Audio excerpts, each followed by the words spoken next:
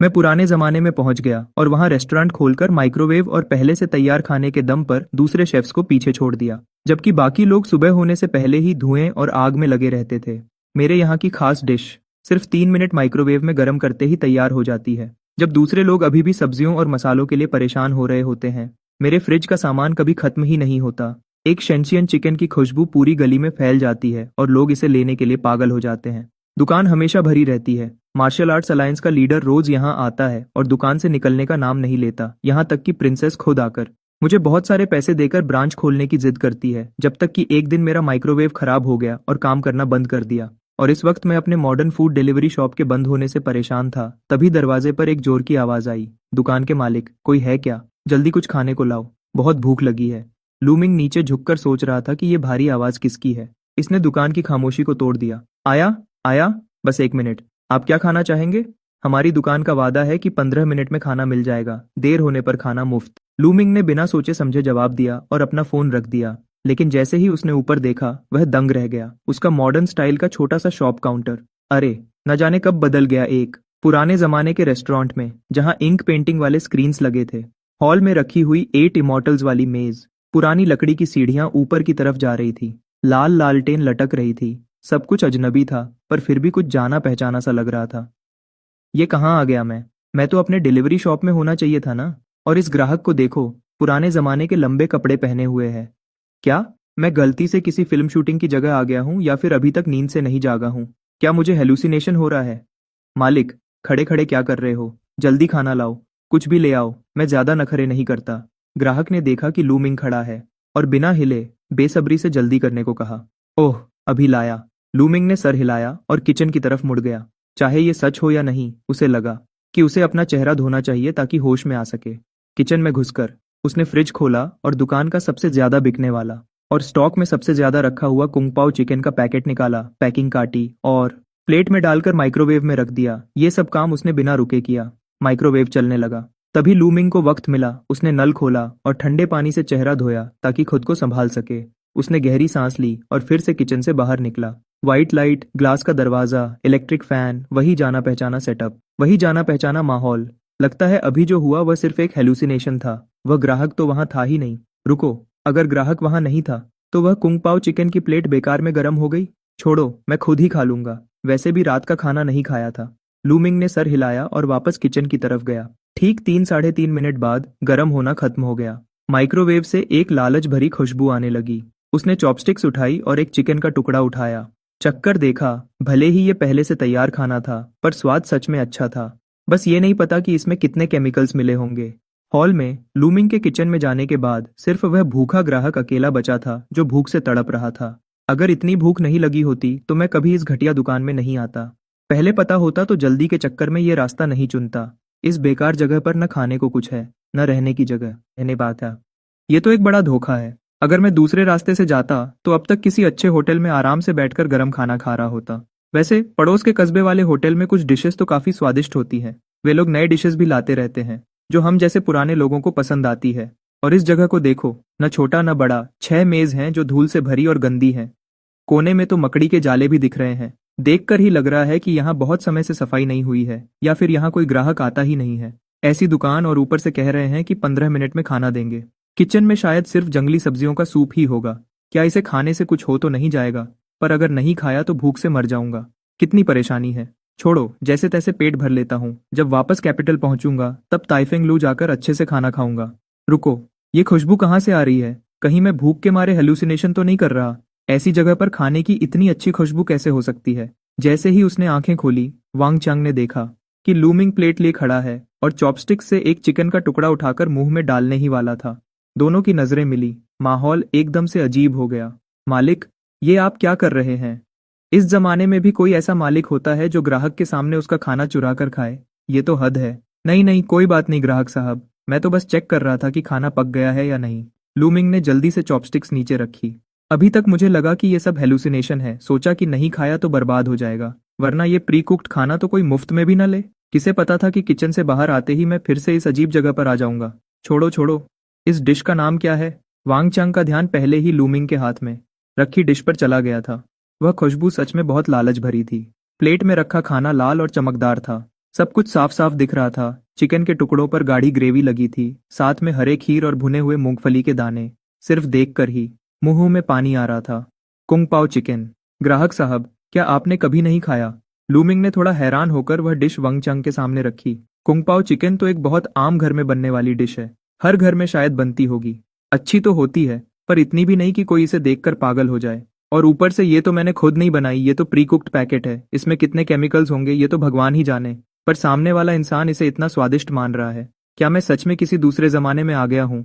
मैंने आज तक इतनी रंग बिरंगी और खुशबूदार डिश नहीं देखी। ये बहुत ही लाजवाब है। वांग चंग ने बिना देरी किए एक चिकन का टुकड़ा उठाया। जैसे ही मुंह में डाला, उसकी आंखें बड़ी हो गईं। ऐसा लगा जैसे कोई जिंदा मुर्गी उसकी जीभ पर उछल रही हो। मुलायम चिकन मुंह में घुल गया। मुंह में चिकन का असली स्वाद भर गया। ये तो बहुत ही बढ़िया था। चिकन के अलावा वह हरा खीर बहुत ही क्रंची था, जिसने डिश को स्वादिष्ट और हल्का बना दिया। बाकी जो चीजें थीं, वह भी अच्छे से भुनी हुई थी, बहुत ही क्रिस्पी और स्वादिष्ट। अगर इस वक्त एक बॉटल अच्छी शराब मिल जाए, तो ये तो जन्नत जैसा हो जाएगा। पर एक छोटे से शॉप में अगर एक डिश इतनी अच्छी मिल जाए तो वही बहुत है, और ज्यादा की उम्मीद क्या करें।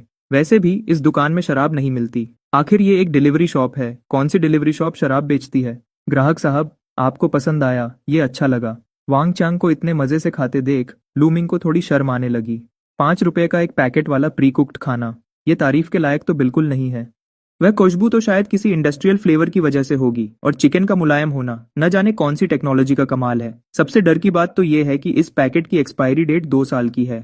अब तो 1.5 साल बीत चुके हैं। सोचो, 2 साल तक बचाने के लिए कितने प्रिजर्वेटिव्स डाले होंगे। बेशक दाम भी वैसा ही है, 5 रुपए का एक पैकेट जिसमें सब कुछ है। जब तक किसी की तबीयत खराब न हो तब तक ये तारीफ के लायक है। बहुत स्वादिष्ट, बहुत ही ज्यादा स्वादिष्ट। मैंने आज तक इतना स्वादिष्ट खाना कभी नहीं खाया। एक और प्लेट लाओ। नहीं, मुझे 10 और प्लेट्स दो। वांग चांग ने तेजी से प्लेट चाट कर साफ कर दी और बड़े हौसले से कहा, इस डिश का स्वाद सच में बहुत अच्छा है, बस इसकी क्वांटिटी थोड़ी कम है।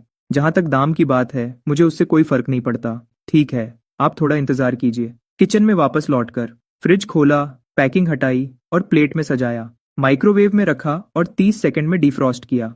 3 मिनट तक गर्म किया। ये पूरा प्रोसेस इतना अनुभवपूर्ण था कि देखने वाला हैरान रह जाए।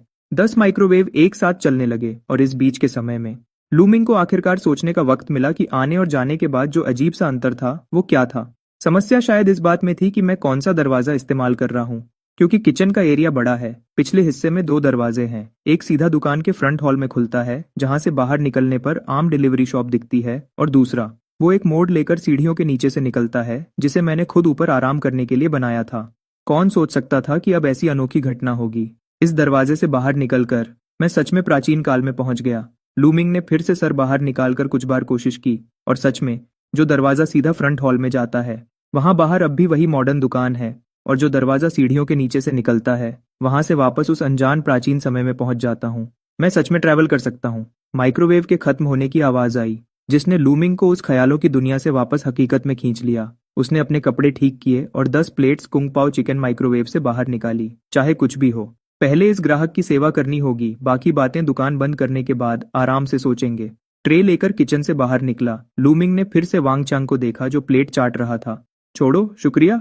ग्राहक, इसकी कोई जरूरत नहीं है। लूमिंग ने चेहरे पर मुस्कुराहट बनाए रखी, लेकिन मन ही मन सोचने लगा, ये आदमी दिखने में तो काफी सभ्य लगता है, फिर ये भूखा क्यों लग रहा है, जैसे कई जन्मों से खाना न खाया हो।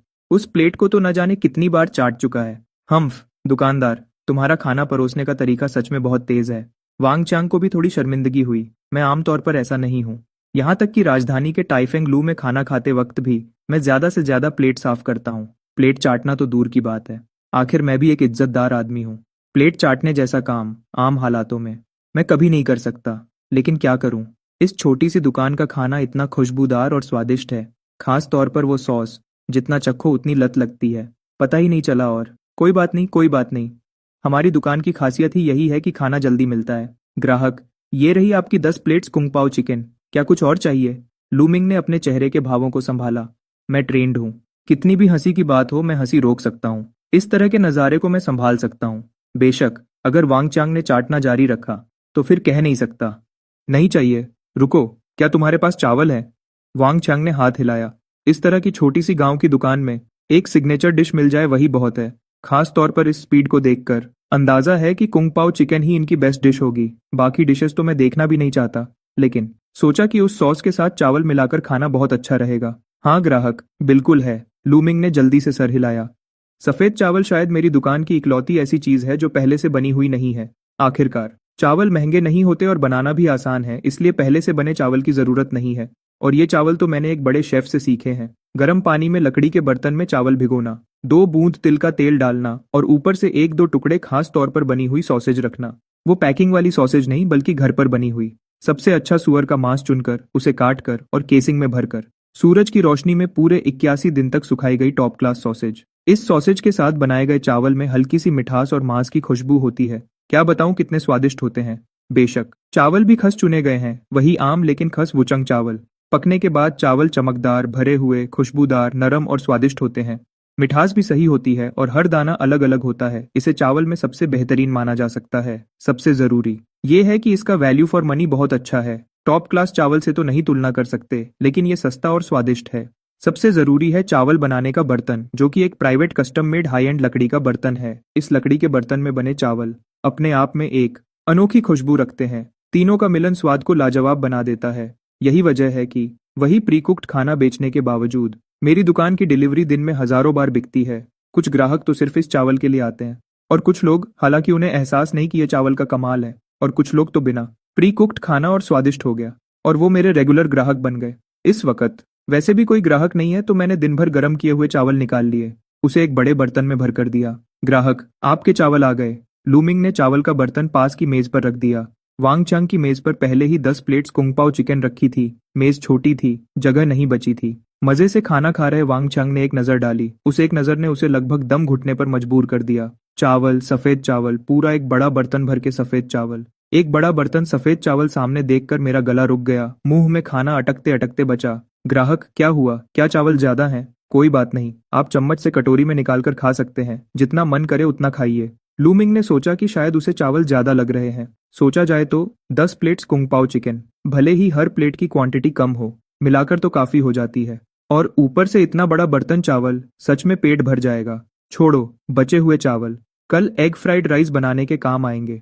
एग फ्राइड राइस तो रात के बचे हुए चावल से ही ज्यादा स्वादिष्ट बनते हैं। नहीं नहीं, मैं ये कहना चाहता था कि तुम्हारे यहाँ तो सफेद चावल इस्तेमाल होते हैं। क्यों नहीं? सफेद चावल नहीं तो क्या इस्तेमाल करूं? लूमिंग ने सर खुजाते हुए थोड़ा हैरानी से पूछा। क्या तुम्हारा ये कस्बा इतना अमीर है? अगर तुम रेस्टोरेंट चला रहे हो तो मुख्य ग्राहक तो आसपास के आम लोग ही होंगे। इस दौर में सफेद चावल आम लोगों के लिए खाना आसान नहीं है। ज्यादातर लोग तो मोटे चावल ही खाते हैं। भूसा और सब्जी खाना कहना शायद थोड़ा बढ़ चढ़कर होगा, लेकिन हर वक्त सफेद चावल खाना तो बिल्कुल नामुमकिन है। जो रोज सफेद चावल खा सके वो तो बड़े घराने के लोग होते हैं। यहाँ तक कि एक आम 7वें दर्जे का अधिकारी भी, अगर वो भ्रष्ट नहीं है, तो उसे भी मोटे अनाज के साथ मिलाकर खाना पड़ता है। हर वक्त सफेद चावल कहाँ मिलते हैं? इतना बड़ा बर्तन सफेद चावल सस्ता तो नहीं होगा। एक पल के लिए मुझे अपनी जेब की चिंता होने लगी। ये स्थिति अचानक नहीं आई, बल्कि कुछ लोगों की मेहनत का नतीजा है। वैसे इस खाने के कितने पैसे हुए? लूमिंग की सहज बात से एक बार फिर हैरान हो गया। वांग चांग थोड़ा बेचैन हो गया। मैं हिसाब लगाता हूँ। कुंग पाओ चिकन हर प्लेट 10 वैन, 10 प्लेट्स 100 वैन, ये बर्तन चावल 5 वैन का समझ लो, कुल 105 वैन। लूमिंग ने मन में दुकान की कीमत का हिसाब लगाया। डिलीवरी से तो सस्ता ही है। आमतौर पर डिलीवरी 12 वैन की होती है, यहाँ खाने पर 10 वैन। बीच का खर्चा बच गया तो कम कीमत पर भी ज्यादा मुनाफा हुआ। 105 वैन, इतना सस्ता? वांग चांग थोड़ा चकित था। सिर्फ कुंग पाओ चिकन के स्वाद को देखा जाए, अगर इसे राजधानी के ताइफेंग लू जैसी जगह पर रखा जाए, तो सिर्फ ये एक डिश 100 वैन में बिक सकती है। मुझे लगा था कि इस खाने के लिए कम से कम 1 या 2 तोला चांदी तो खर्च हो ही जाएगी, पर सोचा नहीं था कि 10-12 नॉनवेज डिशेज और एक बड़ा बर्तन चावल सिर्फ 100-125 वैन में मिल जाएगा। ये तो बहुत सस्ता है। आप ऐसा समझ सकते हैं। लूमिंग कहना चाहता था कि उसने 105 वैन लिए हैं, लेकिन ये सोचकर कि ये पुराना जमाना है, उसने बात छोड़ दी। मैं अब बस जल्दी से इसे यहाँ से भेज देना चाहता हूँ, ताकि आराम से रिसर्च कर सकूँ कि आखिर ये सब क्या हो रहा है। हाँ, 105 वैन है ना? ये लीजिए 1 तोला चांदी। मेरे लिए रहने की जगह का इंतजाम और कर दो, बाकी पैसे तुम्हारे लिए इनाम है। वांग चांग खुशी खुशी 1 तोला चांदी निकालकर मेज पर रखते हुए बोला, माफी चाहता हूँ, मेरी दुकान सिर्फ खाना देती है, रहने की सुविधा नहीं है। लूमिंग का दिल जोर से धड़का। ये क्या मजाक है? मेरी ये जगह बहुत अजीब है। मैं किसी को रात भर यहाँ कैसे रुकने दे सकता हूँ? अगर राज खुल गया तो खतरा हो जाएगा। कोई बात नहीं, बस कोई भी जगह ढूंढ दो जहां मैं एक रात रुक सकूं। मैं एक्स्ट्रा पैसे दे सकता हूँ। वांग चांग मजे से कुंग पाओ चिकन खा रहा था। उसे बिल्कुल एहसास नहीं था कि क्या गलत है। एक्स्ट्रा पैसे देने से भी नहीं होगा। आप जल्दी खाना खत्म कीजिए, दुकान अभी बंद होने वाली है। लू मिंग ने गंभीर होकर कहा। मेरे लिए एक तोला चांदी और एक खियन चांदी में कोई फर्क नहीं है। वैसे भी ये आरएमबी तो है नहीं, मुझे इसका कोई अंदाजा नहीं है। अगर सोना होता तो शायद मैं मान जाता, लेकिन फिर भी मैं साफ मना कर देता, क्योंकि अपने राज को बचाने से ज्यादा जरूरी कुछ नहीं है। ऐसा है क्या? ठीक है। लूमिंग का इरादा पक्का देखकर वांगचांग ने ज्यादा जिद नहीं की। भले ही रात हो चुकी थी, लेकिन हम जैसे लोग सालों से बाहर घूमते हैं, खुले आसमान के नीचे सोना आम बात है। बाहर रात बिताने में कोई बड़ी बात नहीं है। आज इतना स्वादिष्ट और भरपूर खाना मिल गया, यही मेरे लिए बहुत है। हाँ, लेकिन ये सब्जी सच में बहुत स्वादिष्ट है और चावल भी काफी अच्छे हैं। ये सफेद चावल, ऐसा लग रहा है जैसे मैंने अब तक जितने चावल खाए हैं उनसे 100 गुना ज्यादा खुशबूदार और मीठे हैं। इसमें मीट की खुशबू भी है और हर दाना अलग अलग है। नरम और सख्त का सही बैलेंस है। पर क्या ये सिर्फ सफेद चावल नहीं है? एक कटोरी चावल इतना स्वादिष्ट कैसे हो सकता है? जरूर ये मेरा भ्रम है, पक्का भ्रम है। ये सब्जी इतनी अच्छी है कि उसकी वजह से ऐसा लग रहा है। वांग चांग ने अपना सर हिलाया और चावल के स्वाद का सारा क्रेडिट कुंग पाओ चिकन के स्वाद को दे दिया। उसके खाने की रफ्तार धीमी नहीं थी। सिर्फ 1 घंटे में उसने 10 डिशेस और एक बर्तन चावल साफ कर दिए। जब वो दोबारा प्लेट चाटने वाला था, तब लूमिंग ने उसे विनम्रता से बाहर निकाल दिया। दुकान का दरवाजा बंद करते ही लूमिंग ने लंबी सांस ली। आखिरकार उसे इस अचानक प्रकट हुई पुराने जमाने की होटल को देखने का वक्त मिला। दुकान का सामान बहुत साधारण था। 5 छोटी चौकोर मेज, एक लंबी मेज जिस पर मुश्किल से 10 लोग बैठ सकते थे, उसके अलावा दरवाजे के सामने काउंटर और एक ऊपर जाने के लिए लकड़ी की सीढ़ियां। पीछे शायद एक आंगन भी था। लूमिंग पहले पिछले आंगन में गया, एक चक्कर लगाया। आंगन छोटा नहीं था, वहां घुड़शाला, चक्की और कुछ कमरे थे। बनावट ऐसा लग रहा था जैसे किसी सराय की तरह बनाया गया हो। सबसे जरूरी बात यह थी कि पिछले आंगन में एक दरवाजा था जो रसोई में खुलता था। वहां से अंदर जाने पर एक स्टैंडर्ड पुराने जमाने की रसोई दिखती है, जहां हर जगह मकड़ी के जाले हैं और धूल की मोटी परत जमी है। शायद सालों से कोई वहां नहीं गया। चूल्हा खाली पड़ा था, चूहों का भी नामो निशान नहीं था। ऐसा लगता है शायद स्पेस टाइम के उलझने की वजह से मेरे घर की रसोई का दरवाजा और इस सराय की रसोई का दरवाजा आपस में जुड़ गए हैं। रसोई देखने के बाद लूमिंग ऊपर गया और देखा। ऊपर कुछ खास नहीं था। दर्जन भर कमरे खाली पड़े थे, वहां भी मकड़ी के जाले थे। रात में वहां जाना किसी भूत बंगले जैसा लग रहा था। एक चक्कर लगाकर पीठ में ठंडक महसूस हुई। लूमिंग जल्दी से नीचे उतरकर रसोई में वापस आ गया। अपनी जानी पहचानी और रोशनी वाली रसोई देखकर मुझे अपने घर की गर्मी महसूस हुई। मॉडर्न जमाना ही अच्छा है। बर्तन को डिशवॉशर में डालकर लूमिंग अपने गर्म बिस्तर पर वापस आ गया। लेटते ही सो गया। ये नींद सीधे अगले दिन दोपहर तक चली। उठकर वक्त देखा तो दोपहर हो चुकी थी। लूमिंग का आज दुकान खोलने का कोई इरादा नहीं था। मेरे पास और भी जरूरी काम है। एंटिक स्ट्रीट जाना है। लूमिंग ने अपने हाथ में 15 सिक्के और चांदी का एक छोटा टुकड़ा तोला। भले ही वांगचांग ने एक तोला चांदी देने की जिद की थी, लेकिन मैंने ज्यादा नहीं लिए। जो पैसे नहीं लेने चाहिए वो नहीं लिए। जब दाम तय कर लिए हैं तो उसी हिसाब से लेने चाहिए। अगर ज्यादा कमाना है तो अगली बार दाम बढ़ा दूंगा। मैं कोई ऐसा वैसा लालची व्यापारी नहीं हूं। मेरी दुकान में हमेशा दाम लिखे होते हैं। ग्राहकों को लूटने का काम मैं नहीं करता।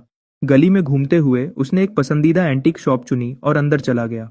पुराने जमाने के पैसे आखिर पुराने जमाने के ही होते हैं। अगर इन्हें मॉडर्न करेंसी में बदलना है तो देखना पड़ेगा कि मार्केट क्या कहती है। अरे ग्राहक, क्या देखना चाहेंगे? एंटीक शॉप का मालिक एक मुस्कुराता हुआ बुजुर्ग इंसान था। देखने में काफी भला लग रहा था। कुछ खरीदना नहीं है, मेरे पास कुछ चीजें हैं, चाहता हूं कि आप एक बार देख लें। लूमिंग ने घुमा फिराकर बात नहीं की, सीधे सिक्के और चांदी का टुकड़ा आगे बढ़ा दिया। छोटे भाई, क्या पूछ सकता हूँ कि ये चीजें कहाँ से आई हैं? पूर्वजों की हैं या मालिक ने सिर्फ एक नजर डाली और हिचकिचाते हुए पूछा। खरीदी हैं, लूमिंग ने एक बहाना बना दिया। एंटीक समझकर खरीदी हैं? नहीं। हाँ, समझ लो, लूमिंग ने सर हिलाया। मैं सच में इसे एंटीक समझकर ही बेचना चाहता था। आखिर ये पुराने जमाने की चीज है। ओह, तो फिर मुझे साफ कहने दीजिए छोटे भाई, शायद आपने नकली माल खरीद लिया है। मालिक ने सर हिलाया और अफसोस जताया। नकली माल? ऐसा नहीं हो सकता। लूमिंग थोड़ा कंफ्यूज हो गया। क्या कल रात मैं सच में किसी फिल्म शूटिंग सेट पर चला गया था? लेकिन आज घर से निकलने से पहले मैंने देखा वो दुकान अभी भी वही थी और कल रात कोई सपना नहीं था। इसे अगर आप एंटीक समझकर खरीद रहे हैं तो ये पक्का नकली है। ये टोंगबाओ लिखा है वो तो छोड़ो, हम 5000 साल का इतिहास गिन लें, कोई चियन नाम का वंश नहीं रहा। और एंटीक में पतीना और ऑक्सीडेशन देखा जाता है। ये सिक्का इतना नया है, ये 20 साल से ज्यादा पुराना नहीं हो सकता। बस ये कह सकते हैं कि नकली बनाने वाले ने मेहनत नहीं की, कॉस्ट भी नहीं लगाई। और सुनिए छोटे भाई, आप बहुत भले इंसान लगते हैं। मुझे समझ नहीं आ रहा क्या कहूँ। पैसे तो ज्यादा नहीं दिए ना? मालिक अब लूमिंग को ऐसे देख रहा था जैसे वो कोई बेवकूफ हो। इतनी नकली चीज कोई कैसे खरीद सकता है? ज्यादा नहीं, बस 115 रुपये दिए। लूमिंग थोड़ा कंफ्यूज था। इस बारे में मैंने सच में नहीं सोचा था, लेकिन ध्यान से सोचूं तो बात सही है। एंटीक को वक्त के साथ पुराना होना पड़ता है। मेरी चीज तो सीधे उस जमाने से आई है, कितने साल पुरानी होगी, इसे और पुराना होना पड़ेगा। बस मेरा वो बाय लो सेल हाई वाला प्लान लगता है फ्लॉप हो गया। ओह, तो ये ज्यादा महंगा नहीं है, लेकिन फिर भी नुकसान है, बस उतना ज्यादा नहीं।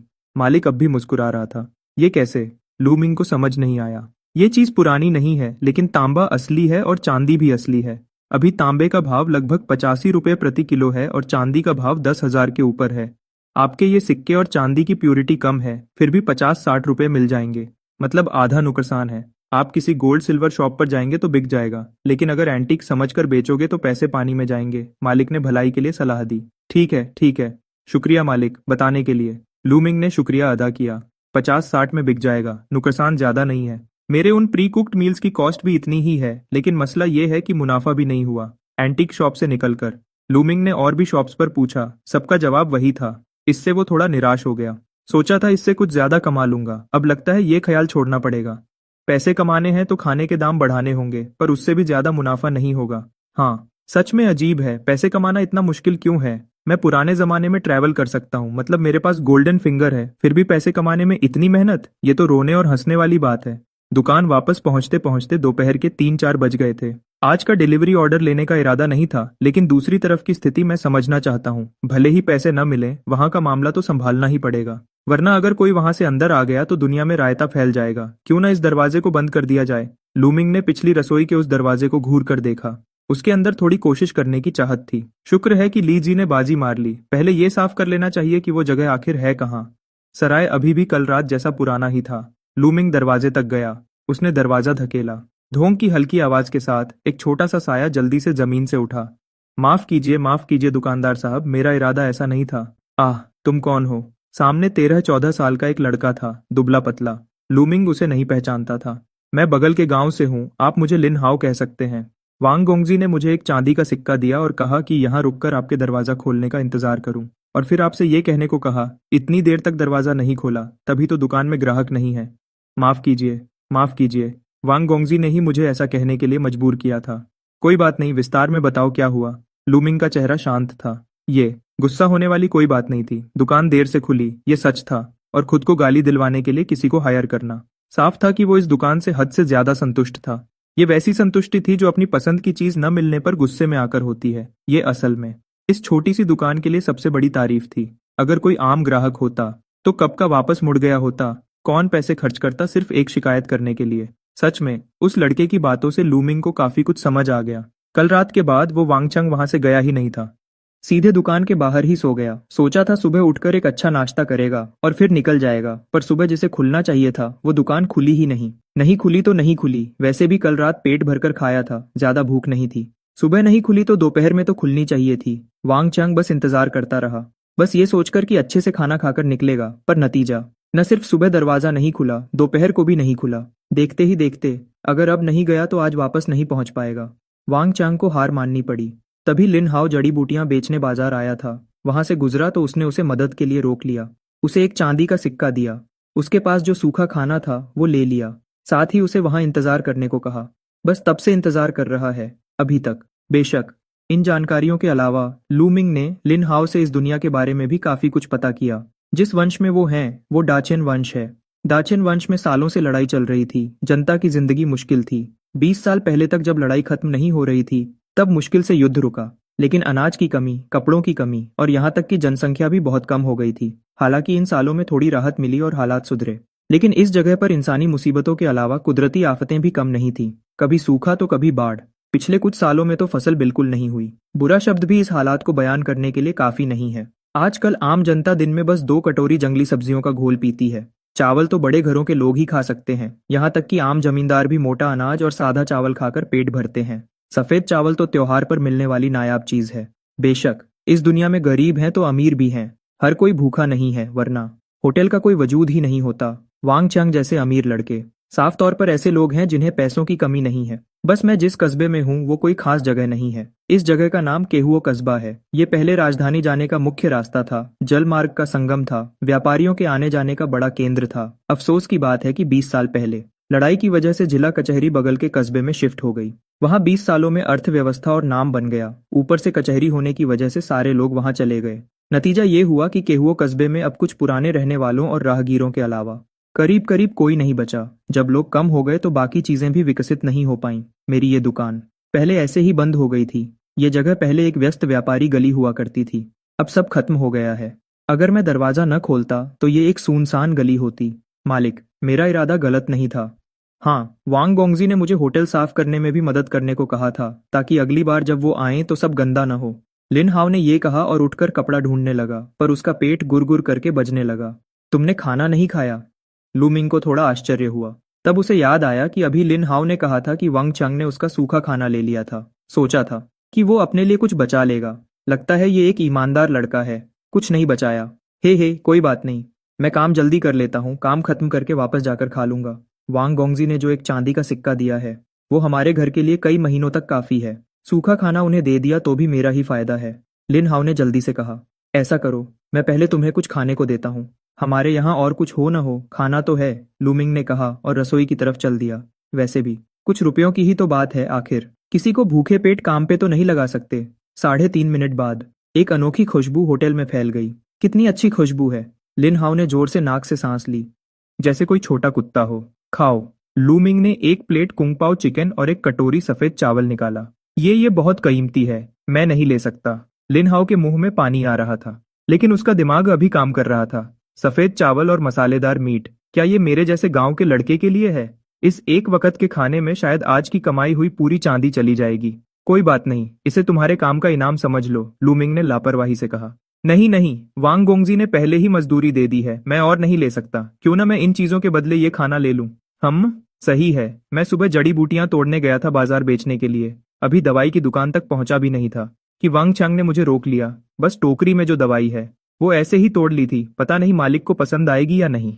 लूमिंग जड़ी बूटियों को नहीं पहचानता था, पर कोई बात नहीं, उसके पास यूनिवर्सल इमेज रिकॉग्निशन सॉफ्टवेयर था। उसने एक फोटो खींची। सॉफ्टवेयर ने पहचान लिया कि ये वाइल्ड हुआंगजिंग है और उसकी कीमत भी बता दी, 50 युआन प्रति किलो। टोकरी देखकर लग रहा था कि कम से कम 5-6 किलो होगी। हिसाब लगाए तो 200 से ज्यादा की बिकेगी। कल वांग चांग ने जो दिया था उससे भी ज्यादा। कैसा है, क्या बदल सकते हैं? लिन हाओ थोड़ा घबराया हुआ था। पहले वो ये टोकरी दवाई की दुकान पर ले जाता था तो बस कुछ सिक्के मिलते थे, पता नहीं ये खाने के लिए काफी होगा या नहीं। बिल्कुल, बहुत बढ़िया। आगे से अगर तुम्हारे पास और जड़ी बूटियां हों तो पहले मेरे पास लाना। मैं यहाँ सिक्के भी लेता हूँ, चांदी तो ज्यादा नहीं बदल पाऊंगा, पर जड़ी बूटियां ले सकता हूँ, खास तौर पर ये जंगली वाली। जहाँ हर जगह खेती होती है वहाँ मॉडर्न जमाने में ये बहुत नायाब चीज है। किसान ने मन में हिसाब लगाया, पुराने जमाने में खरीदना, मॉडर्न जमाने में बेचना। ये रास्ता काफी दिलचस्प लग रहा है। ठीक है, शुक्रिया मालिक, शुक्रिया मालिक। लिन हाओ की आंखें खुशी से नम हो गईं। शुक्रिया की क्या बात है, जल्दी खाओ, ठंडा हो गया तो अच्छा नहीं लगेगा। लूमिंग ने हाथ हिलाया। हालांकि पता नहीं पुराने जमाने में जड़ी बूटियां कितनी कीमती हैं, पर पहाड़ों में तो इसकी कीमत नहीं मिलती होगी। जैसे शहर में डूरियन महंगा मिलता है, लेकिन जहां पैदा होता है वहां तो मुफ्त में भी कोई नहीं लेता। ट्रांसपोर्ट का खर्चा ही असली कीमत का बड़ा हिस्सा होता है। पर मेरी तरफ तो अलग है। मॉडर्न जमाने में ट्रांसपोर्ट आसान है, कुरियर की सुविधा है। सबसे ज्यादा कमी जंगली चीजों की ही है। अगर सही रास्ता मिल जाए तो इंटरनेट पर जंगली जड़ी बूटियां और भी अच्छी कीमत में बिक सकती हैं। जब लिन हाओ पेट भरकर खाना खा रहा था तभी सुनसान गली में घोड़े के टपटप की आवाज आई। बैकग्राउंड म्यूजिक बज रहा है। दीदी, यहाँ मिल गया। यहाँ एक दुकान है, खुशबू यहीं से आ रही है, पर यह दुकान बहुत गंदी लग रही है। क्या हमें चलना चाहिए? नहीं जाओ, नहीं जा सकते। मेरी गलती है, सब मेरी गलती है, मैं साफ नहीं कर पाया। जब नौकरानी को जाते हुए सुना, लूमिंग ने ज्यादा रिएक्ट नहीं किया। वैसे भी ज्यादा कमाई नहीं होनी थी। उसके कुंगपाओ चिकन की खुशबू सीधे दरवाजे तक पहुंच गई। यहाँ तक कि दरवाजे पर खड़ी नौकरानी भी नाक से सांस लेने से खुद को नहीं रोक पाई। दीदी, खुशबू तो बहुत अच्छी है, पर यह साफ नहीं है, हमें चलना चाहिए। मैं ट्रेंड हूँ, हमेशा दीदी का ख्याल रखती हूँ। मेरी दीदी कितनी कीमती हैं, वो इस गंदी दुकान का खाना कैसे खा सकती हैं? इस वेटर को देखकर ही पता चल रहा है, दुकान बिल्कुल साफ नहीं होगी। असल में मैं शुरू से ही नहीं आना चाहती थी, पर दीदी जो कभी खाना नहीं खाती, उन्होंने मुश्किल से हाँ कहा था। अगर वो खुशबू का स्रोत ढूंढना चाहते हैं तो मैं उन्हें रोक नहीं सकता। मुझे लगा था कि ये कोई नया खुला हाई एंड रेस्टोरेंट होगा। किसे पता था कि ये इतनी पुरानी और छोटी सी दुकान होगी। ये देखने में भी गंदी लग रही है। अब मुझे यहाँ आने पर थोड़ा पछतावा हो रहा है। नहीं, साफ है, बिल्कुल साफ है। आप देखिए, ये सब्जियां हमारे मालिक ने बड़े ध्यान से बनाई हैं, ये बहुत साफ है। लिन हाओ घबरा गया। उसने झट से अपने हाथ में पकड़ी हुई प्लेट आगे बढ़ा दी। प्लेट में अभी भी आधी कुंगपाओ चिकन बची थी, जिसमें चमकती हुई ग्रेवी नरम चिकन के टुकड़ों पर लिपटी हुई थी। इसे देखकर किसी के भी मुंह में पानी आ जाए। कितना मन कर रहा है खाने का। अब क्या करूं? उस प्लेट के बिल्कुल सामने खड़ी मेड के मन में कशमकश चल रही थी। दिमाग से सोचूं तो मैं किसी भी हाल में मिस को इस गंदी दुकान का खाना खाने की इजाजत नहीं दे सकती। लेकिन अंदर की भूख मुझे मजबूर कर रही थी कि मैं छक कर देखूं कि आखिर इसका स्वाद कैसा है। कोई चारा नहीं था, ये बहुत खुशबूदार था।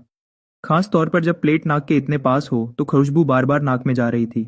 मिस, क्या मैं चिंग्या ने थूक निकली? वो बस कहने ही वाली थी कि क्या वो खुद पहले चक्कर देख ले कि तभी अंदर से दुकानदार की आवाज आई। लिन हाओ, अगर ग्राहक नहीं खाना चाहते तो वापस आ जाओ। मेरे यहाँ का खाना सच में ज्यादा साफ नहीं है। ये लोग बड़े घर के हैं, बहुत नाजुक हैं। अगर इनकी तबीयत खराब हो गई तो मैं हर्जाना नहीं भर पाऊंगा। लूमिंग जब ये कह रहा था तो वो बिल्कुल सच कह रहा था। ये तो प्री मेड खाना है, किसे पता ये कैसे बना है। अगर इसमें कोई गंदी चीज हुई तो कौन जिम्मेदार होगा? बाकी लोग तो ठीक हैं। जैसे आजकल के लोग रोज बाहर का खाना और प्री मेड खाना खाते हैं, वो तो आदी हो चुके हैं। उनके लिए मुझे चिंता करने की जरूरत नहीं है। वैंग चंग देखने से ही मार्शल आर्टिस्ट लगता है, वरना वो एक बार में इतना सारा खाना नहीं खा सकता था, इसलिए उसकी भी चिंता नहीं है। और लिन हाओ, वो तो मोटा अनाज और जंगली सब्जियां खाकर बड़ा हुआ है, उसकी तो और भी चिंता नहीं है। जो खाना उसे बीमार नहीं करेगा वो उसे और मजबूत बनाएगा। लेकिन इस कैरेज में बैठी ये मेड, इसके नौकर और कैरेज के तौर तरीके से पता चलता है कि ये किसी बड़े घर की बड़ी बेटी है। ऐसी लड़की जो हमेशा नेचुरल, ग्रीन और सेफ खाना खाने की आदी हो। अगर वो मेरे यहाँ का इंडस्ट्रियल टेक्नोलॉजी वाला प्रीमेड खाना खाएगी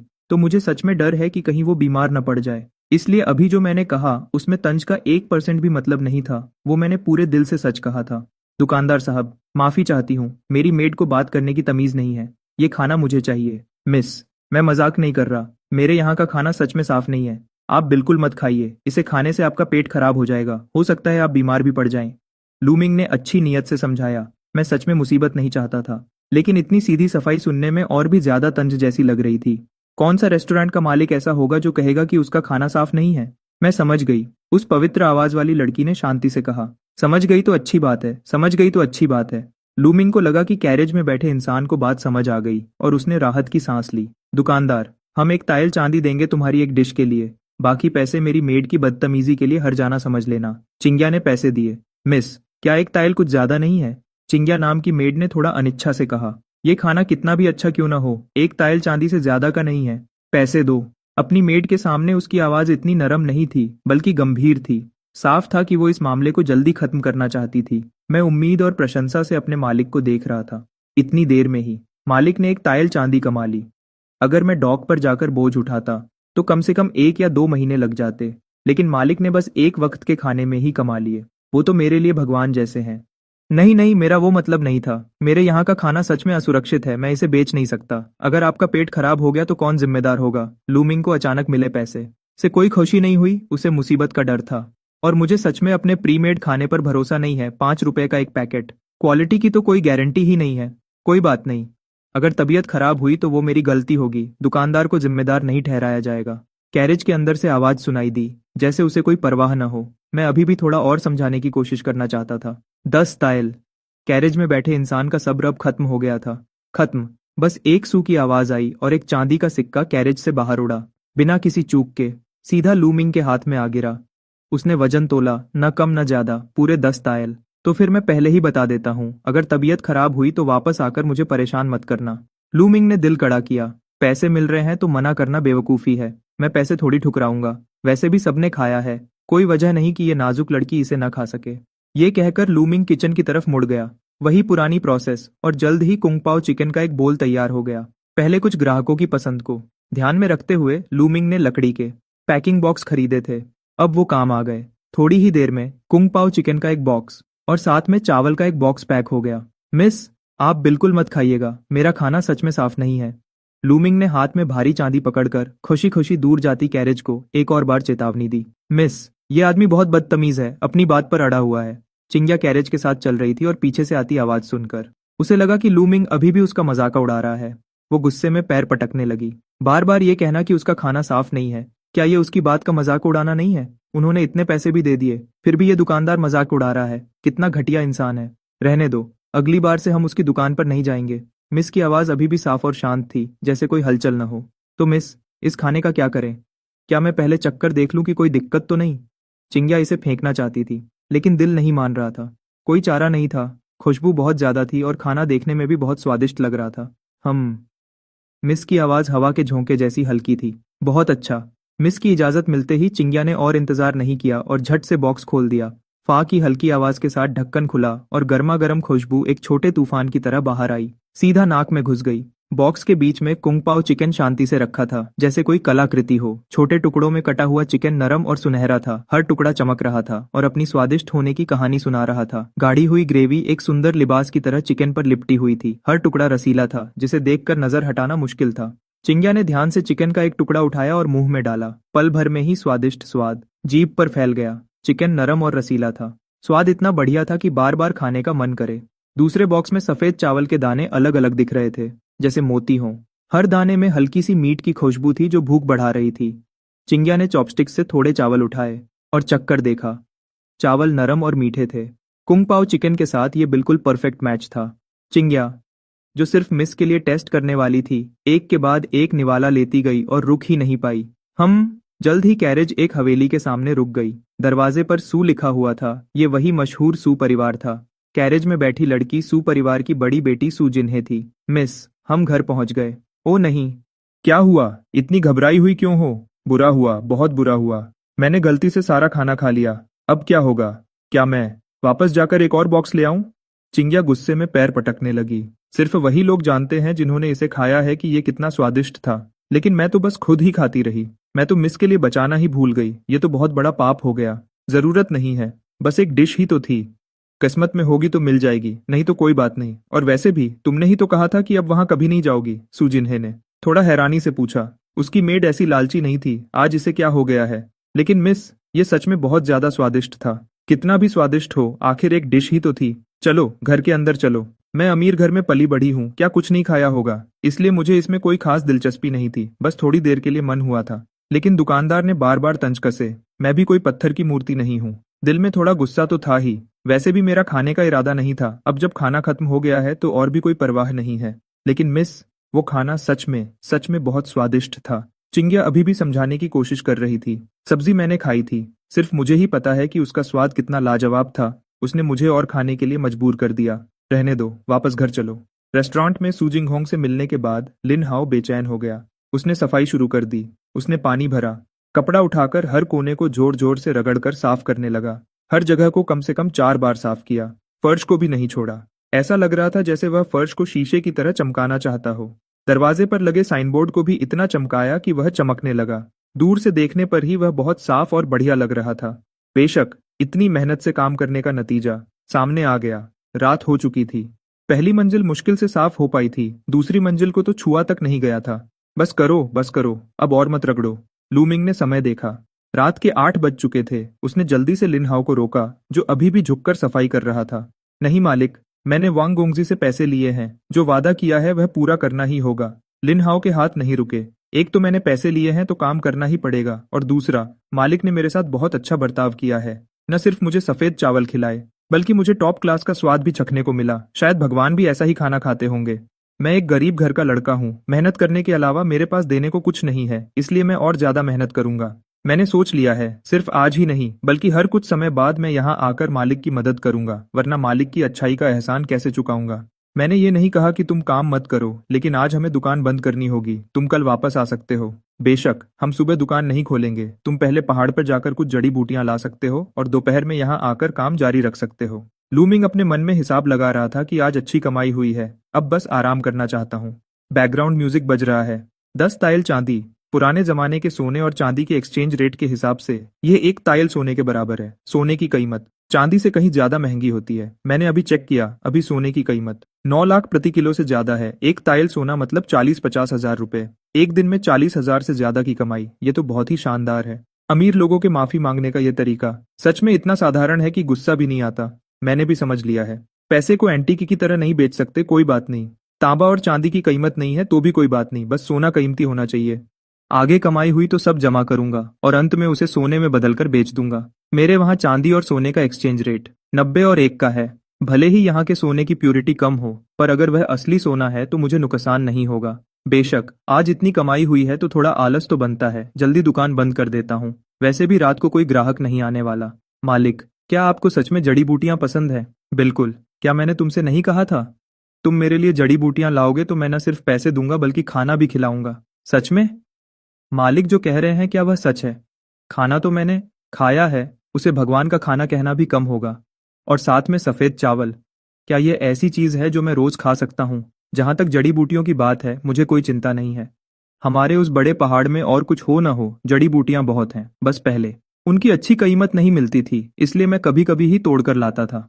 अब अगर खाना मिल रहा है तो मैं सोच रहा हूँ कि गांव वालों को भी साथ लेकर तोड़ने जाऊं। मैं सीधा साधा हूं पर बेवकूफ नहीं, वरना जड़ी बूटियां तोड़कर शहर में बेचने क्यों आता। गांव में मेरे उम्र के बहुत से लोग खाली बैठे हैं, कुछ और नहीं तो जड़ी बूटियां तो तोड़ ही सकते हैं। पहले जड़ी बूटियां अच्छी नहीं बिकती थीं, इसलिए मैं खुद तोड़ता और खुद बेचता था। लेकिन अगर मालिक को सच में चाहिए तो मुझे बीच बचाव करने में कोई ऐतराज नहीं है। थोड़ा कम कमाऊंगा तो चलेगा, बस खाना मिलना चाहिए। जहां तक मेरी बात है, मैं दुकान पर ही रुककर मालिक के लिए काम करना चाहता हूँ और थोड़े पैसे और कमा लूंगा। वह सफेद चावल और लाजवाब खाना, कहाँ और काम करके इतना अच्छा खाना मिल सकता है। बिल्कुल सच है, तुम बस लाओ, मैं सब खरीद लूंगा। लूमिंग को अपने बचपन के दोस्त की याद आई। मेरा एक दोस्त है जिसके घर में टीसीएम क्लिनिक है। इन सालों में मैं अक्सर अपने दोस्त को शिकायत करते हुए सुनता हूँ कि आजकल की जड़ी बूटियां नकली होती जा रही हैं। आर्टिफिशियल तरीके से उगाई गई जड़ी बूटियों में असर ही नहीं होता, बहुत से पुराने नुस्खे काम ही नहीं करते। तुम बताओ, अगर दवा सही ना हो तो क्या बीमारी ठीक हो सकती है? मेरा दोस्त अब मरीजों को खुद दवा लेने बाहर नहीं भेजता, वह खुद ही दवा तैयार करके देता है, वरना असर की कोई गारंटी नहीं होती। लेकिन आजकल अच्छी जड़ी बूटियां मिलना बहुत मुश्किल हो गया है, उन्हें खुद ही जगह जगह जाकर ढूंढना पड़ता है। और यह भी पक्का नहीं कि मिलेंगी ही। अक्सर स्टॉक खत्म हो जाता है, मजबूरी में आर्टिफिशियल जड़ी बूटियों से काम चलाना पड़ता है। फिर डोज बढ़ानी पड़ती है, पर असर फिर भी जंगली जड़ी बूटियों जैसा नहीं होता। अगर मुझे ऐसा स्थायी खरीदने का जरिया मिल जाए तो मुझे चीजें बेचने की चिंता नहीं होगी। ठीक है मालिक, तो मैं अब चलता हूँ, कल वापस आऊंगा। लिन हाओ इतना उत्साह में था कि चलते वक्त लड़खड़ा रहा था, जैसे नशे में हो। दिन इतना बीत गया है, क्या रात का खाना खाकर नहीं जाओगे? लूमिंग को थोड़ी चिंता हुई। नहीं नहीं मालिक, अब और खर्चा नहीं करवा सकता। मालिक, मैं चलता हूँ, कल मिलेंगे। लिन हाओ खुशी खुशी मुड़कर भागा और पलक झपकते ही गायब हो गया। हाँ, आज रात मैं उत्साह के मारे सो नहीं पाऊंगा। उसके उत्साह से अलग कुछ लोग ऐसे भी होंगे जो परेशानी में सो नहीं पाएंगे। राजधानी ताइफेंग लू के एक शानदार कमरे में कुछ मजबूत आदमी बैठकर शराब पी रहे थे। हंसी मजाकर चल रहा था। आओ आओ वांगशाओ, राजधानी में बिछड़ने के बाद 3-4 महीने हो गए। इस बार हम भाइयों ने खास तुम्हारे स्वागत के लिए पार्टी रखी है। तुम्हें अच्छा खाना और पीना ही पड़ेगा। हाँ वांगशाओ, इस सफर में तुमने बहुत तकलीफ उठाई होगी, खाने पीने में भी समझौता किया होगा। इस बार वापस आए हो तो अच्छे से पार्टी करो। सही कहा, सही कहा। देखो ये भुना हुआ बत्तख और चूसा हुआ चूजा, ये सब तुम्हारे पसंदीदा हैं। चक्कर देखो, क्या वही स्वाद है? वांग चंग बीच में बैठकर सबके साथ शराब का आनंद ले रहा था। मेज पर रखे सभी पकवान उसके पुराने पसंदीदा थे, इस बार उसे जी भरकर आनंद लेना था। कुछ घूंट शराब पीने के बाद वांग चांग ने अपनी चॉपस्टिक्स सामने रखे भुने हुए चूजे की तरफ बढ़ाई, हल्के से खींचकर एक टांग अलग की। वही पुराना तरीका। वांग चांग संतुष्ट था। उसने टांग मुंह में डाली, पर एक बाइट लेते ही उसे लगा कि स्वाद कुछ अलग है। ऐसा क्यों लग रहा है कि पहले जैसा स्वाद नहीं है? वांगशाओ, क्या हुआ? खा क्यों नहीं रहे? क्या स्वाद कुछ अलग है? क्या टाइफिंग लू ने बावर्ची बदल दिया है? वांग चांग ने हैरानी से पूछा। पहले यह भुना हुआ चूजा मेरा सबसे पसंदीदा था, पर अब एक बाइट लेते ही खाने की इच्छा खत्म हो गई। ऐसा लग रहा है कि स्वाद फीका है, पहले जैसा उत्साह नहीं रहा। बदला नहीं है? क्या यह हमेशा से ऐसा नहीं था? यह तो बहुत स्वादिष्ट है। ऐसा नहीं हो सकता, पहले जैसा स्वाद नहीं लग रहा। वांग चांग ने फिर से चक्कर देखा। सच में पहले जैसा मजा नहीं था। क्या इसे स्वादिष्ट कह सकते हैं? वांग शाओ, क्या तुम्हारा स्वाद बदल गया है? शायद कुछ महीनों तक न खाने की वजह से आदत छूट गई होगी। कोई बात नहीं, दूसरी सब्जियां चक्कर देखो, ये पूरी मेज तुम्हारी पसंद की है। आसपास के लोगों ने ज्यादा ध्यान नहीं दिया। उन जैसे लोग जो महीनों तक सफर करते हैं, उनका स्वाद बदलना आम बात है। शायद शायद ऐसा ही हो। वांग चांग ने सर हिलाया और दूसरी सब्जियां छक्कर देखीं। अंत में मजबूरी में चॉपस्टिक्स नीचे रख दी। पहले क्यों नहीं पता चला? ताइफेंग लू का खाना इतना फीका और बेस्वाद है, गले से नीचे उतरना मुश्किल है। अगर वह कुंग पाओ चिकन की बात करें तो ऐसा लगता था जैसे स्वाद की दुनिया में नाच रहा हो, पर यह सब्जियां तो ऐसी हैं जैसे पानी में उबालकर परोस दी गई हों, बिना स्वाद के, जैसे पेट भरने का सूखा खाना। सोचो, मैं वेयुअन सिक्योरिटी एजेंसी का मालिक का बेटा पहले ये सब कैसे खा लेता था? वांगशाओ, क्या हुआ? भूख नहीं है क्या? क्या तबीयत ठीक नहीं है? क्या किसी वैद्य को बुलाएं? उसके बॉडीगार्ड ने चिंता से पूछा। वांग चियांग वेयुअन सिक्योरिटी एजेंसी का भविष्य है, उसे कुछ नहीं होना चाहिए। शुक्रिया। सोचो, हमारा वेयुअन सिक्योरिटी एजेंसी का कारोबार देश भर में फैला है, यहाँ तक कि दरबार भी कभी कभी हमसे सामान भिजवाता है। हम जैसे बड़े कारोबार के लिए एक जिम्मेदार उत्तराधिकारी बहुत जरूरी है। वांग चियांग की पढ़ाई लिखाई भले ही ज्यादा न हो, पर मार्शल आर्ट्स में वह युवाओं में सबसे आगे है। कुछ साल और अनुभव मिल जाए तो सिक्योरिटी एजेंसी का काम उसे सौंपा जा सकता है। ऐसे समय में उसका स्वास्थ्य सबसे जरूरी है। नहीं, बस राजधानी वापस आते हुए रास्ते में एक बहुत ही स्वादिष्ट डिश खाई थी। उस डिश के सामने यह सब सुअर के खाने जैसा लग रहा है, गले से नीचे नहीं उतर रहा। देखो ये चिकन, कितना सूखा है। जो चिकन मैंने खाया था वह कितना मुलायम और रसीला था, उस पर लगी सॉस चमक रही थी, वह तो लाजवाब था। और स्वाद की तो बात ही मत करो, बस फीका है। उस डिश में तो एक बाइट लेते ही दर्जनों स्वाद मुंह में फूट पड़ते थे, पर फिर भी सब अलग अलग महसूस होते थे। सोचकर ही मुंह में पानी आ रहा है। वांग चांग ने कल रात के खाने को याद किया और उसके मुंह में अपने आप पानी आ गया। क्या इतना चमत्कारी था? यह तो बहुत अजीब लग रहा है। अगर ऐसा है तो क्या वह भगवान का खाना था? उसके बॉडीगार्ड ने यकीन नहीं किया। हम सब सिक्योरिटी गार्ड हैं, देश भर में घूमे हैं, हर जगह के मशहूर रेस्टोरेंट देखे हैं, पर सच कहूं तो राजधानी के यह 8 बड़े रेस्टोरेंट ही सबसे बेहतर हैं। दूसरी जगह के रेस्टोरेंट शायद बराबर होंगे, पर कोई इतना अच्छा कैसे बना सकता है कि इन 8 बड़े रेस्टोरेंट को बेकार कह दे? शायद राजमहल के बावर्ची भी इतना बड़ा दावा न करें। कहावत है कि विद्या और कला का असली मोल सम्राट के यहाँ ही मिलता है। राजमहल के बावर्ची इस दौर की कुकिंग के शिखर पर हैं। सिर्फ वही जो राजमहल से निकलते हैं या जो रिटायर हो जाते हैं वही दूसरे रेस्टोरेंट में काम कर सकते हैं। राजधानी के 8 बड़े रेस्टोरेंट में हर जगह राजमहल के पुराने बावर्ची हैं, इसलिए वह दूसरी जगह से बेहतर हैं। बेशक कुछ अपवाद हो सकते हैं, हर जगह की अपनी खासियत होती है, एक दो डिश अच्छी हो सकती है, पर किसी को इतना पागल कर देना कि वह खाना पीना भूल जाए, ये थोड़ा ज्यादा है।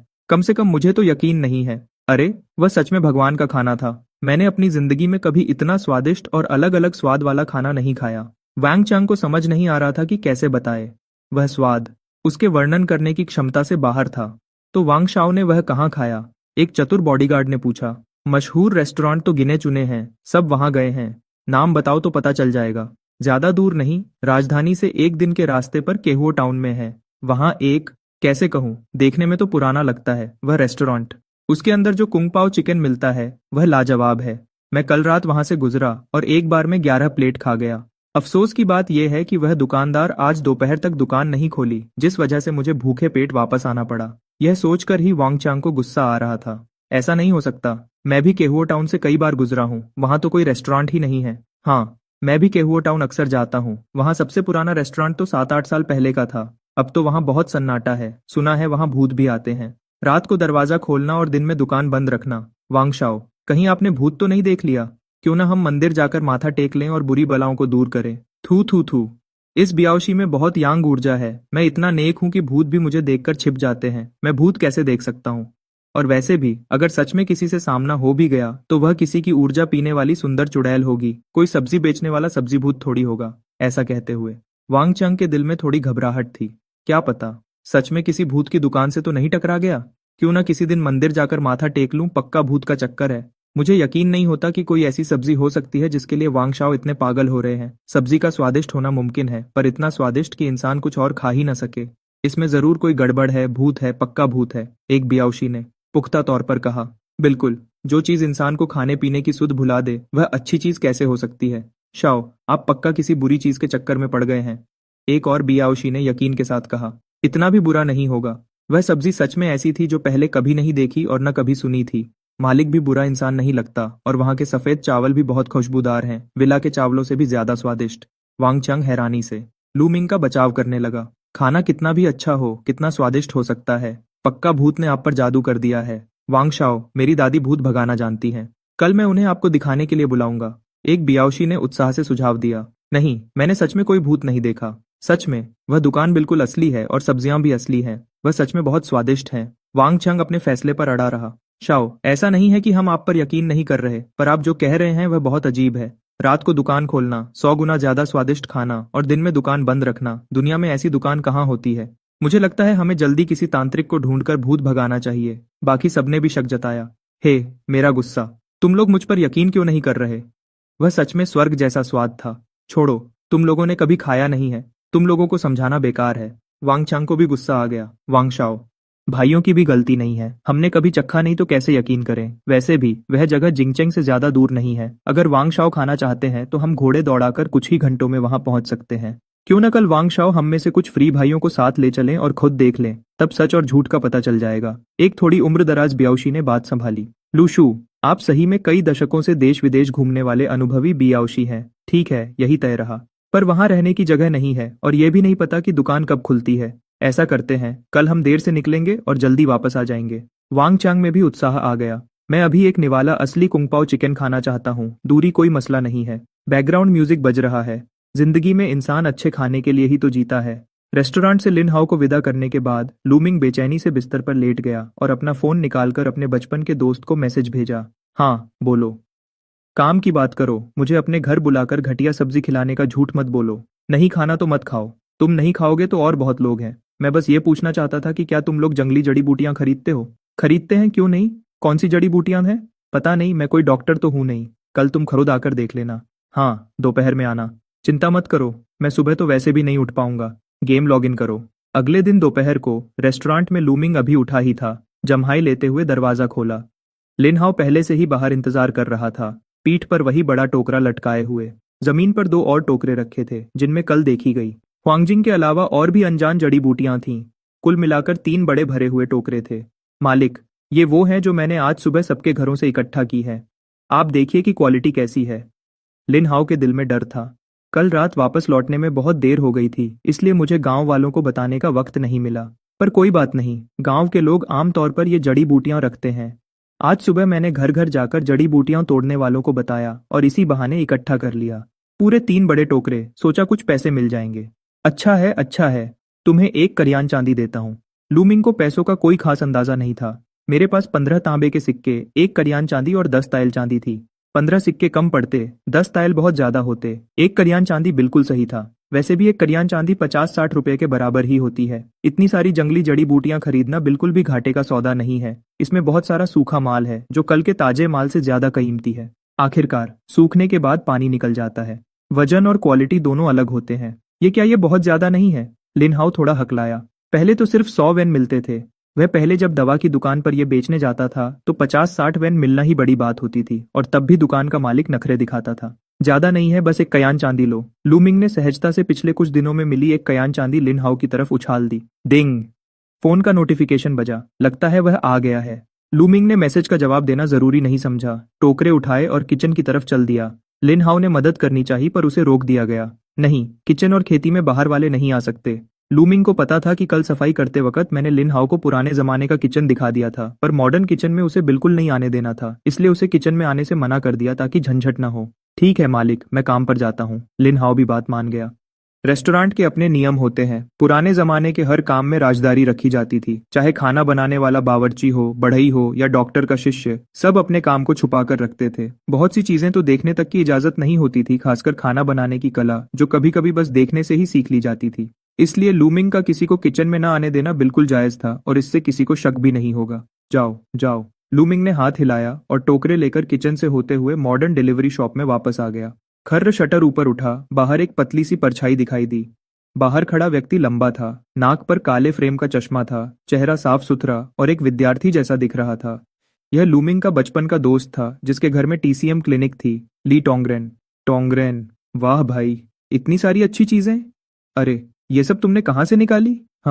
मेरे पूर्वजों का बेंचाओ गैंगमू लिखने वाले ली शिजेन से कुछ रिश्ता था, इसलिए हम टीसीएम परिवार से हैं। सच क्या है और झूठ क्या, ये कोई नहीं जानता। वैसे भी आजकल बिना किसी नाम के कोई टीसीएम डॉक्टर के पास इलाज करवाने नहीं आता। तुम तो कल रात मेरे साथ गेम खेल रहे थे, इतनी जल्दी कैसे उठ गए? जल्दी दिखाओ क्या क्या है। लूमिंग के दरवाजा पूरा खोलने से पहले ही ली टोंगरेन दरवाजे की दरार से अंदर घुस गया और सीधे टोकरे में सर डाल दिया। 5 साल पुरानी हुआंगजिंग और ये 10 साल पुरानी, ये पक्का जंगली है। अच्छी चीज है। तियनक्विजी, ये भी अच्छी है, बाहर 100 रुपए प्रति किलो बिकती है। और ये चुए शंग इजी हाओ, ये तो सच में बहुत अच्छी चीज है। तिएपी शिहू, जंगली होने की संभावना 100% है, बहुत दुर्लभ चीज है, बाजार में 30 से 50 हजार प्रति किलो मिलती है। तुमने ये सब कहाँ से निकाली? ली टोंगरेन की आंखें चमकने लगीं। ये चीजें, हालांकि हर चीज थोड़ी थोड़ी है, पर इनकी दुर्लभता ही इनकी ताकत है। आजकल जंगली जड़ी बूटियां ढूंढना नामुमकिन है, जब तक कि आप उन गहरी पहाड़ियों में न जाएं जहां इंसान न पहुंच सके, वरना हर जगह खेती की हुई जड़ी बूटियां हैं, असली जंगली तो मिलती ही नहीं। कहते हैं ना, 1 साल खेती करो तो जमीन 3 साल के लिए बेअसर हो जाती है। खेती की हुई जड़ी बूटियां जमीन की ऊर्जा को बहुत ज्यादा सोख लेती हैं। जमीन की ऊर्जा पूरी नहीं पड़ती, इसी वजह से बहुत से पुराने नुस्खे नकली लगते हैं। असल में नुस्खे खराब नहीं होते, जड़ी बूटियां गलत होती हैं। जब दवा ही नकली हो तो असर कैसे होगा? गांव के रिश्तेदारों ने भेजी है, मुझसे कहा कि बिकवाने में मदद कर दो। बताओ, लोगे या नहीं? लूमिंग को भी हैरानी हुई। सोचा था कि लिंग हाउ शायद कुछ आम जड़ी बूटियां लाएगा, पर यह तो हजारों की जड़ी बूटियां ले आया। ये लड़का तो कमाल का है। लूंगा, बिल्कुल लूंगा। मेरे घर में इन्हीं की कमी है, पर सच कहूं तो मेरे अलावा इन्हें कोई और खरीदने की हिम्मत नहीं करेगा। आगे से जब भी जंगली जड़ी बूटियां मिलें, चाहे कोई भी हो, पहले इकट्ठा कर लेना। कुछ जड़ी बूटियां बाजार में नहीं बिक सकती, पर मेरे घर में ऊपर तक पहुंच है, मैं संभाल लूंगा। चिंता मत करो, तुम्हारी ये सही है। मैं वापस जाकर वजन करता हूँ, बाद में वीचैट पर ट्रांसफर कर दूंगा। चिंता मत करो, सिर्फ ये टीपी शिहू ही कई हजार की है। ये पूरा ढेर कम से कम 70-80 हजार का बिकेगा। ये कहकर ली तोंगरेन टोकरा उठाकर भाग गया। लूमिंग पीछे से निराशा में चिल्लाता रहा, ओ ये टोकरे तो छोड़ दे। पर वह बहुत दूर निकल गया था और सुन नहीं सकता था। अरे छोड़ो भी, कुछ बांस के टोकरे ही तो हैं, ले गया तो ले गया। सर हिलाकर लूमिंग ने फिर से शटर गिरा दिया और किचन से होते हुए वापस चला गया। अरे मजाक है क्या? एक ही दिन में लाखों कमा लिए, कहाँ ज्यादा भविष्य है, ये तो साफ दिख रहा है।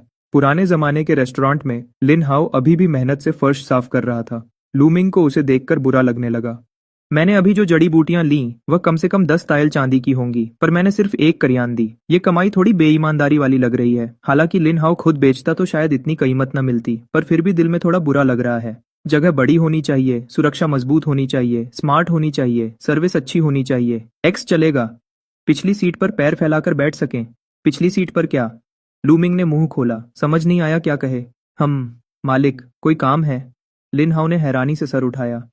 नहीं, कुछ नहीं, बस तुम्हारे वह टोकरे भी मैंने ले लिए। ये 15 तांबे के सिक्के तुम्हारे लिए। लूमिंग के पास भी ज्यादा पैसे नहीं बचे थे, जो बचे खुचे सिक्के थे सब दे दिए। नहीं नहीं नहीं, ये मैं नहीं ले सकता। कुछ बांस के टोकरों के लिए, ये तो बिल्कुल कीमती नहीं है। मेरे घर में बहुत हैं, आपको चाहिए तो ले जाइए। सच में यह कीमती नहीं है। मालिक, आपने मेरे लिए पहले ही बहुत कुछ किया है। इतनी महंगी जड़ी बूटियां खरीदी और मुझे सफेद चावल खिलाए। इंसान को संतुष्ट रहना चाहिए। मैं बहुत आभारी हूँ। लिन हाउ ने सर झुका लिया, आंखें नम हो गई थीं। पहले मैं महीने में 1000 चांदी भी नहीं कमा पाता था। लूमिंग से मिलने के बाद सिर्फ 2 दिन में 2 कयान कमा लिए। ये एहसान मैं कभी नहीं भूलूंगा। हम सुबह से आए हो, कुछ खाया नहीं होगा ना? लिन हाउ को मना करते देख लूमिंग ने जोर नहीं दिया। इतनी महंगी जड़ी बूटियां बिकना असल में लिन हाउ की वजह से नहीं, बल्कि मेरी पहुंच और ट्रैवल करने की ताकत की वजह से है। अगर जबरदस्ती पैसे देता तो शायद अच्छा ना होता। थोड़ी मदद से दोस्ती, ज्यादा मदद से दुश्मनी वाली बात मैं समझता हूँ। अगर पैसे नहीं दे सकता तो कहीं और से मदद कर दूंगा। नहीं, मैं भूखा नहीं हूं। नहीं, मैं सच में भूखा हूं। लिन हाउ मन में थूक निकल रहा था। मैं सुबह जल्दी पहाड़ पर जड़ी बूटियां तोड़ने गया था। दोपहर को जल्दी जल्दी यहाँ आया, खाने का वक्त ही नहीं मिला। भूखा कैसे नहीं हो सकता? बस लूमिंग ने पूछा नहीं तो मैं कैसे मांगता। आखिरकार मेरी याद में वह खाना बहुत महंगा था। कल एक लड़की ने 10 तायल चांदी खर्च की थी एक वक्त के खाने के लिए। सोचता हूँ कल जो मैंने खाया वह 10 तायल चांदी का था। अगर मैं ना खाता तो क्या मैं उसे 10 तायल में बदल सकता था? पर यह बस सोचने की बात है। कल साफ तौर पर कुछ खास बात थी, इतना तो मैं समझ सकता हूँ। पर वह सब्जी व चावल सच में बहुत स्वादिष्ट थे। भूख लगी है तो बताओ ना, मेरे घर में और कुछ हो ना हो, खाना बहुत है। रुको, मैं तुम्हारे लिए खाना लाता हूँ। आज तुम्हारे लिए 2 सब्जियां एक्स्ट्रा दूंगा। लूमिंग कहते हुए किचन की तरफ चल दिया। फ्रिज खोला पर तुरंत कुछ नहीं किया। अगर सब्जी देनी है तो अच्छी होनी चाहिए। कुंग पाओ चिकन, मात्रा तो सबसे ज्यादा है, बाकी की बिक्री। दूसरा है यू शांग रूसी, लेकिन ये डिश थोड़ी तीखी है। मैंने उस जमाने के बारे में पढ़ा है, वहां मिर्च नहीं होती थी। सीधे खाने पर वहां के लोग शायद बर्दाश्त न कर पाएं। हो सकता है उन्हें पेट खराब हो जाए। रही बात मिर्च न डालने की, तो माफ कीजिएगा, ये प्री कुक्ड खाना है। स्वाद पहले से ही सेट है। कम नमक चाहिए? मिर्च नहीं चाहिए, लहसुन नहीं चाहिए, धनिया नहीं चाहिए, प्याज नहीं चाहिए? माफ कीजिएगा, बाहर निकलकर बाएं मुड़ जाएं। मेरे यहाँ खाना ऐसा ही बनता है, खाना है तो खाओ। इसलिए यू शंग रूसी को अभी रहने देते हैं। बच्चा अभी बढ़ रहा है। मैंने बहुत चुन चुन कर 2 पसंदीदा डिशेस चुनी है, तांग चू लीजी और हुई गोरू। दोनों ही मार्केट में बिकने वाली मशहूर टेक अवे डिशेज हैं और मेरे स्टॉक में सबसे ज्यादा यही है। पैकिंग फाड़ी, 3 प्लेट्स ली। वही पुराना जाना पहचाना प्रोसेस। काटा, प्लेट में डाला और गर्म किया। 3.5 मिनट बाद दिंग दिंग दिंग माइक्रोवेव का अलार्म बजा। एक साथ 3 प्री कुक्ड डिशेस बनकर तैयार हो गई। ट्रे उठाकर लूमिंग शांति से बाहर गया। थे हॉल में लिन हाउ अभी भी काम कर रहा था, पर उसके हाथ की हरकत अपने आप धीमी हो गई थी। बिल्कुल दोपहर को छुट्टी के वक्त टेक अवे ऑर्डर करने वाले वर्कर की तरह ध्यान पूरा खाने पर था। अब काम में मन कहाँ लगता। शुक्र है कि लूमिंग के यहाँ खाना हमेशा की तरह जल्दी मिल जाता है। 3.5 मिनट बाद एक भीनी भीनी खुशबू किचन से बाहर आई। एक तो वही जाना पहचाना गोंगबाओ जिदिंग था। बाकी 2 डिशेस के बारे में लिन हाउ को नहीं पता था। बस इतना लगा कि एक में थोड़ा खट्टा स्वाद है, पर इसमें कोई शक नहीं कि वो जरूर स्वादिष्ट होगी। जल्द ही लिन हाउ ने तीनों डिशेस को देख लिया। गोंगबाओ जिदिंग की तो बात ही अलग है। तांगचू लीजी का रंग लाल और चमकीला था, तेल से भरा और मीठा खट्टा जो लुभाता था। ऊपर से चीनी और सिरके की एक चमकीली परत थी जो रोशनी में चमक रही थी। पास गए बिना ही खट्टा मीठा स्वाद नाक में जा रहा था। खट्टेपन से मुंह में पानी आ गया। अब हुई गुओरू को देखो। इसमें चर्बी और मांस वाला पोर्क चुना गया था, पतले टुकड़ों में कटा हुआ और तेज आंच पर भुना हुआ। चर्बी का तेल निकल गया था। मांस के टुकड़े हल्के मुड़ गए थे और किनारे से थोड़े जल गए थे। मानो वो अपने स्वाद की कहानी सुना रहे हों। हर एक टुकड़ा अपने ही तेल में भीगा हुआ चमक रहा था। हल्की चर्बी मांस पर लटकी हुई थी, लुभाने वाली चमक दिखा रही थी। एक बार देखने से ही भूख बढ़ जाती है, खासकर ऐसे जमाने में जहाँ पेट भर खाना भी मुश्किल हो। मांस तो बहुत बड़ी चीज है, जैसे ये हुई गोरू। एक बार देखते ही तेल से भरा हुआ खाना। ये तो ऐसा है कि साल में एक बार त्योहार पर ही 2 बार देखने को मिलता है। बस 2 बार देख लो, उससे ज्यादा नहीं देखने देते थे। और खाने की तो बात ही मत करो। इतनी प्लेट सामने रखी देखकर गांव का बच्चा इस लालच को कैसे रोक पाए। ये तो जनता का इम्तिहान लेने जैसा है। कौन सा इंसान ऐसा इम्तिहान झेल सकता है। दुकानदार जी, लिन हाओ इतना उत्सुक था कि उसे समझ नहीं आ रहा था कि हाथ कहाँ रखे। कल सिर्फ उस गोंग बाओजीदिंग ने मुझे पूरी रात याद दिलाई। आज दुकानदार ने मुझे सीधे 3 डिशेस दे दी। मैं इतना भावुक हूं कि भगवान को 300 बार माथा टेकना चाहता हूँ। भगवान की आंखें खुल गई हैं। इतने समय से गरीब मैं आखिरकार दुकानदार जैसे नेक इंसान से मिल गया। खाओ खाओ जल्दी खाओ, खाना ठंडा हो गया तो स्वाद नहीं आएगा। लूमिंग हमेशा ग्राहकों को जल्दी करने के लिए कहता था। गरम गरम खाओ, खाना ठंडा होते ही वापस फ्रोजन जैसा स्वाद हो जाता है। वो एहसास बड़ा अजीब होता है, वरना हमेशा लगता है कि बर्फ जैसी महक आ रही है। और वैसे भी ये तो बस 15 रुपए की 3 फ्रोजन प्री कुक्ड डिशेज हैं। इतना उत्सुक होने की जरूरत नहीं है। इतना उत्सुक, बहुत स्वादिष्ट, बहुत ही स्वादिष्ट है। खाना सामने देखकर लिन हाउ ने और कुछ नहीं सोचा, बस खाना उठाया और बड़े बड़े निवाले लेने लगा। ये कितना खुशबूदार है, वो भी कितना खुशबूदार है। लिन हाउ मन ही मन खुश था। जबरदस्त। खट्टा मीठा टांगचू लीजी उसकी उम्र के बच्चे के लिए सबसे ज्यादा आकर्षक था। जैसे चीनी और सिरका, ये महंगे मसाले उसने अपनी जिंदगी में कभी नहीं चखे थे, पहली बार खाया। इसने तो उसकी सोच ही बदल दी। स्वादिष्ट, सच में बहुत स्वादिष्ट था। हुई गुओरू की तो बात ही अलग थी। भरपूर तेल और एक निवाला सफेद चावल, ये तो स्वर्ग जैसा जीवन था। जब लिन हाउ स्वाद में खोया हुआ था, तभी दरवाजे पर घोड़े के टपने की आवाज आई और सुनने में लग रहा था कि एक से ज्यादा घोड़े हैं, जो दूर से करीब इस तरफ भागे आ रहे थे। जल्द ही घोड़े सवार दिखाई दिए। लूमिंग ने दरवाजे के बाहर ध्यान से देखा। ओह, क्या ये वही वांग चंग नहीं है जो कल ही गया था? क्या ये मुमकिन है? इतनी जल्दी वापस कैसे आ गया? यही है, देखा? मैंने कहा था ना कि ये भूत प्रेत वाली दुकान नहीं है। वांग चांग ने दिन दिहाड़े दुकान खुली देखकर राहत की सांस ली। शुक्र है, ये कोई भ्रम नहीं है, ये दुकान सच में है। पीछे आए लोग भी थोड़े हैरान थे। सोचा था कि उनका मालिक पागल हो गया है, पर अब लगता है ऐसा नहीं है। लेकिन क्या इस दुकान में सच में वैसा खाना है जैसा मालिक ने बताया था? ये तो मुमकिन नहीं लगता। कुछ लोगों ने शक के साथ घोड़े से उतरकर इधर उधर देखा। ये दुकान तो बहुत छोटी और पुरानी लग रही थी। दुकान का स्वादिष्ट खाने से क्या लेना देना? ओह, कितनी अच्छी खुशबू है, सच में बहुत अच्छी। लेकिन पिछली बार के स्वाद से थोड़ा अलग है। वांग चांग सबसे आगे था, तो जाहिर है कि खुशबू सबसे पहले उसी ने सूंघी। सबकी हैरानी की परवाह किए बिना वो सीधे हॉल में दौड़ गया। टैंग लिन हाउ के सामने पहुंच गया। उसने वही 3 प्लेट्स देखी जो आधी खाई जा चुकी थी। ये क्या है? वांग चांग ने सामने रखी 3 प्लेट्स की तरफ इशारा किया। उसके हाथ थोड़े कांप रहे थे। पिछली बार जब मैं आया था तब तो मुझे इतना कुछ स्वादिष्ट नहीं दिखा था, सिर्फ गोंग बाओ जिदिंग खाया था। जब सोचा कि मैंने 2 और स्वादिष्ट डिशेस मिस कर दी तो मैं गुस्से से कांपने लगा। मैं मालिक से बहस करना चाहता था। ओह, वो दोनों डिशेस, एक टांगचू लीजी है और एक हुई गो रू है। लूमिंग ने एक नजर डाली और सहजता से नाम बता दिए। वांग चांग भले ही अच्छा इंसान था, पर वो कैश देता था। मेरे लिए ये लिन हाउ द्वारा लाए गए फायदे से कम था। ये तो बस एक आम वक्त था। मैं कह रहा हूँ कि जब तुम्हारे पास इतनी अच्छी डिशेज हैं तो पिछली बार मुझे क्यों नहीं दी? क्या तुम मुझे कम समझते हो? क्या तुम्हें लगता है मैं पैसे नहीं दे सकता? ओह, मैं समझ गया। जरूर उस वक्त रात बहुत हो गई थी और किचन में सामान नहीं होगा। वांग चांग गुस्सा होते हुए भी लूमिंग को बचाने का बहाना ढूंढ रहा था। नहीं, उस वक्त मैंने तुमसे पूछा था, तुमने खुद मना किया था। लूमिंग ने कोई परवाह नहीं की। उस वक्त मैंने सच में पूछा था, ये इल्जाम मैं नहीं लेने वाला। पूछा था? क्या सच में? वांग चांग थोड़ा शर्मिंदा हुआ। शायद ऐसा ही हुआ था। उस वक्त मुझे लगा कि इस छोटी सी दुकान में एक डिश अच्छी मिल जाए वही बहुत है। बाकी डिशेस पर तो मैंने ध्यान ही नहीं दिया।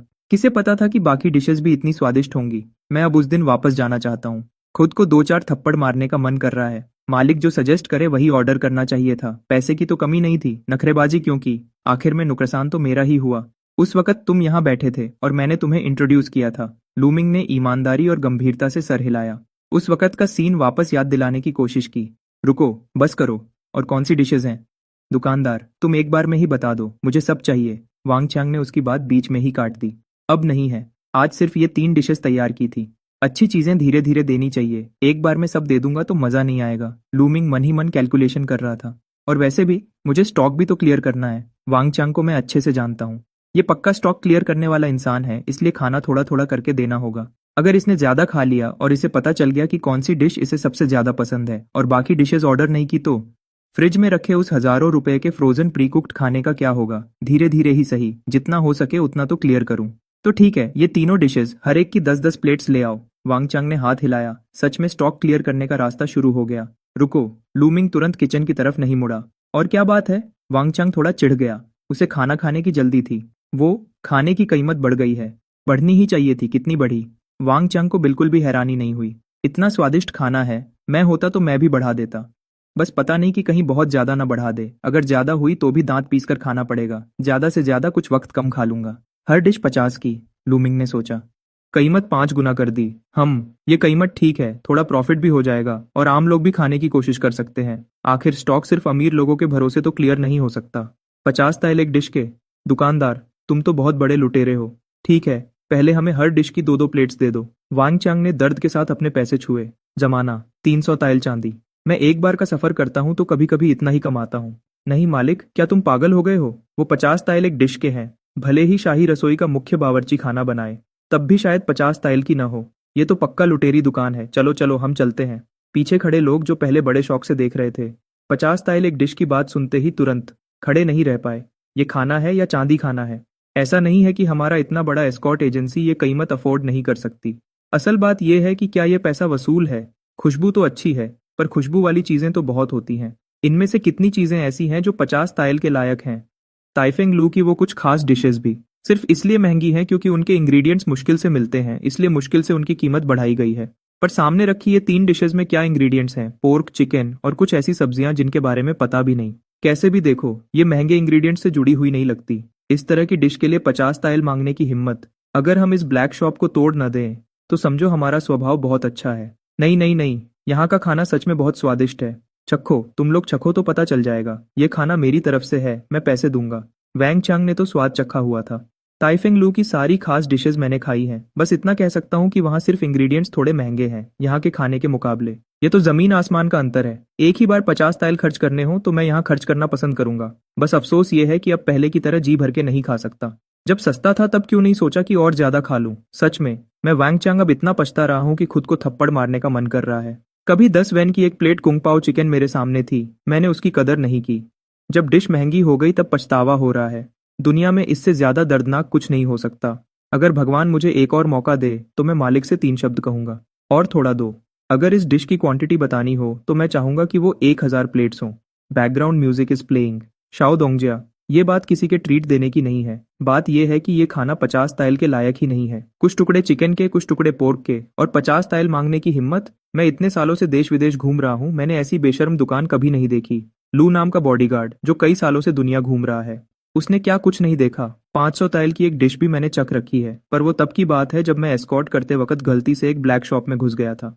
किसी ने गर्दन पर तलवार रखकर पैसे लिए थे। वो उसकी जिंदगी की सबसे बड़ी शर्म की बात थी, और इसी वजह से वो ब्लैक शॉप्स को लेकर बहुत सेंसिटिव है। इस डिश की कीमत देखकर अगर ये ब्लैक शॉप नहीं है तो क्या है? सही कहा, सही कहा। ऐसी ब्लैक शॉप को अगर तोड़ न दिया जाए तो ये उनकी मेहरबानी है। आखिर खाना है या नहीं? नहीं खाना तो बाहर चले जाओ। लूमिंग पहले समझाना चाहता था कि वो 50 वेन है, 50 ताइल नहीं। पर जब सुना कि ये लोग दुकान तोड़ने की बात कर रहे हैं तो उसका बताने का मन ही खत्म हो गया। इनकी मेहनत की कमाई कमा रहा हूँ, ऊपर से ये लोग मुझे आंखें दिखा रहे हैं। क्या मैं इनका कर्जदार हूँ? वैसे भी केटरिंग का बिजनेस ज्यादा पैसे नहीं कमाता। अगर frozen ready to eat packets का स्टॉक बहुत ज्यादा जमा ना होता तो मैं तो प्रोफेशन ही बदल लेता। एक क्लिनिक खोलना क्या बुरा होता? एक तरफ जड़ी बूटियां खरीदता, दूसरी तरफ बैनलान इबुप्रोफेन और थोड़े एंटीबायोटिक्स बेचता। आराम से दोनों तरफ से कमाई होती। क्या पता पुराने जमाने में कोई गॉडली डॉक्टर ही बन जाता। खाओ खाओ खाओ। शाओ दोंगजिया, मैं हूं या तुम लोग? सब बैठ जाओ। जो भी कहना है खाना खाने के बाद कहना। मालिक, मैंने जो ऑर्डर दिया था वही लाओ। वांग चांग को सच में डर था कि खाना नहीं मिलेगा, इसलिए उसने सीधे शाओ दोंगजिया वाला रोब दिखा दिया। लूमिंग की जिद मैं देख चुका हूँ। एक रेस्टोरेंट सुबह नहीं खुलता, वो तो अलग बात है। दोपहर को भी नहीं खुलता? क्या ये कोई नॉर्मल इंसान कर सकता है? पर मानना पड़ेगा, उसके पास जिद्दी होने की काबिलियत है। वो खाना इतना स्वादिष्ट है कि अगर इस खाने की वजह न होती तो मैं 100-200 मील दूर चलकर यहाँ सिर्फ एक निवाला खाने नहीं आता। आखिर आगे भी शाओ दोंगजिया के नीचे काम करना है, इसलिए बाकी बॉडीगार्ड्स चाहे कितने भी ना खुश हों, उन्हें बैठना ही पड़ा। लूमिंग ने ये देखा तो कुछ नहीं कहा और सीधे किचन में चला गया। वांग चांग ने बाकी लोगों को खाली टेबल पर बैठाया। बॉडीगार्ड एजेंसी का काम बिजी रहता है, इसलिए ज्यादा बॉडीगार्ड्स फ्री नहीं थे। इस बार सिर्फ 2 लोगों को लाया था। एक का नाम चेन है, एक का डेंग। दोनों एजेंसी के पुराने लोग हैं, इसलिए भले ही अंदर से नाराज हों, शाओ दोंगजा के कहने पर वो सामने से बहस नहीं करेंगे। बात करते करते लिन हाओ ने अपना खाना खत्म कर लिया था। परफेक्ट समय का आनंद लेने के बाद मुझे तभी वांग चांग से बात करने का मौका मिला। असल में वांग चांग मेरा बेनिफैक्टर है। अगर वांग चांग न होता तो मुझे लू मिंग जैसा अच्छा मालिक नहीं मिलता। ओह, क्या तुम वही लड़के हो जो कल आया था? ये जगह इतनी महंगी है, तुम यहाँ खाना अफोर्ड कर सकते हो? वांग चांग थोड़ा हैरान था। नहीं नहीं, मालिक ने मुझे ट्रीट दिया है। मैं जड़ी बूटियां चुनने में मदद करता हूँ, मालिक खाना खिलाते हैं। कौन सी ऐसी जड़ी बूटी है जिसे चुनने के लिए 50 ताइल की डिश खिलाई जा रही है? वांग चांग भी हैरान था। क्या मैं भी प्रोफेशन बदल लूं? बस आम जड़ी बूटियां हैं। मालिक का दिल अच्छा है, मुझे बेचारा समझकर खाना खिला देते हैं। उसका दिल अच्छा है। 50 ताइल की एक डिश, इसका दिल तो शायद स्याही के बर्तन से निकला हुआ काला है। बॉडीगार्ड आखिर जवान था, वो और नहीं सुन सका। हम असल में इतना महंगा भी नहीं है। कल एक लड़की ने एक डिश के लिए सिर्फ 10 ताइल खर्च किए थे। मालिक असल में काफी अच्छे हैं। थोड़ी देर में अच्छे से पेश आना, शायद डिस्काउंट भी मिल जाए, लिन हाओ ने धीरे से कहा। लू बॉडीगार्ड ने मुंह से पानी की फुहार छोड़ दी। सुनो, क्या ये इंसानों वाली बात है? सिर्फ 10 ताइल का क्या मतलब? 10 ताइल में तो टाइफेंग लू में एक वक्त का खाना हो जाता है। क्या इस कस्बे के लोग पैसे को पैसा नहीं समझते? जब ये लोग बात कर रहे थे तब तक किचन के माइक्रोवेव शेफ ने 6 प्लेट्स तैयार कर ली थी। खुशबू से भरी हुई प्लेट्स टेबल पर लाई गई। ये देखकर बॉडीगार्ड्स थोड़े हैरान हुए। हुनर की बात अलग है, पर खाना महंगा होने के बावजूद खाना परोसने की रफ्तार सच में तेज है। सिर्फ इस बात में टाइफेंग लू इसका मुकाबला नहीं कर सकता। वहाँ खाना परोसने में बहुत देरी होती है। पहले से ऑर्डर देना पड़ता है, वरना बहुत इंतजार करना पड़ता है। 2 प्लेट्स कुंग पाओ चिकन, 2 प्लेट्स हुई गोरू, 2 plates sweet and Sawar pork और एक बोल चावल मुफ्त। खाना तैयार है। लू मिंग ने बिना किसी भाव के प्लेट्स टेबल पर रख दी। खाना शुरू। वांग चांग जो पहले से ही बेचैन था, उसने तुरंत चॉपस्टिक्स उठाई। खाना शुरू कर दिया। सिर्फ एक निवाले में मेरी आंखों में आंसू आ गए। यही वो स्वाद है जिसके लिए मैं दिन भर तड़प रहा था। वो एहसास कि जैसे स्वाद मेरी जीभ पर नाच रहा हो, आखिरकार वापस आ गया। बाकी लोग इसे ज्यादा अहमियत नहीं दे रहे थे। खाना खुशबूदार तो है, पर इतना भी नहीं, खासकर लू बॉडीगार्ड जो वांग चांग को बचपन से बड़ा होते देख रहा था। वो तो उसके साथ उसके पसंदीदा खाने के लिए नहीं लड़ेगा। ऊपर से ये तो 50 तायल वाली डिश है। मैं जिंदगी भर देश विदेश घूमा हूँ, क्या नहीं चखा। ऊपर से मेरी उम्र में स्वाद की पहचान कम हो जाती है, सब कुछ एक जैसा ही लगता है। इसलिए उसने अपनी शराब की बोतल निकाली और धीरे धीरे पीने लगा। चैन बॉडीगार्ड तो दिल से इस दुकान को कुछ नहीं समझता था।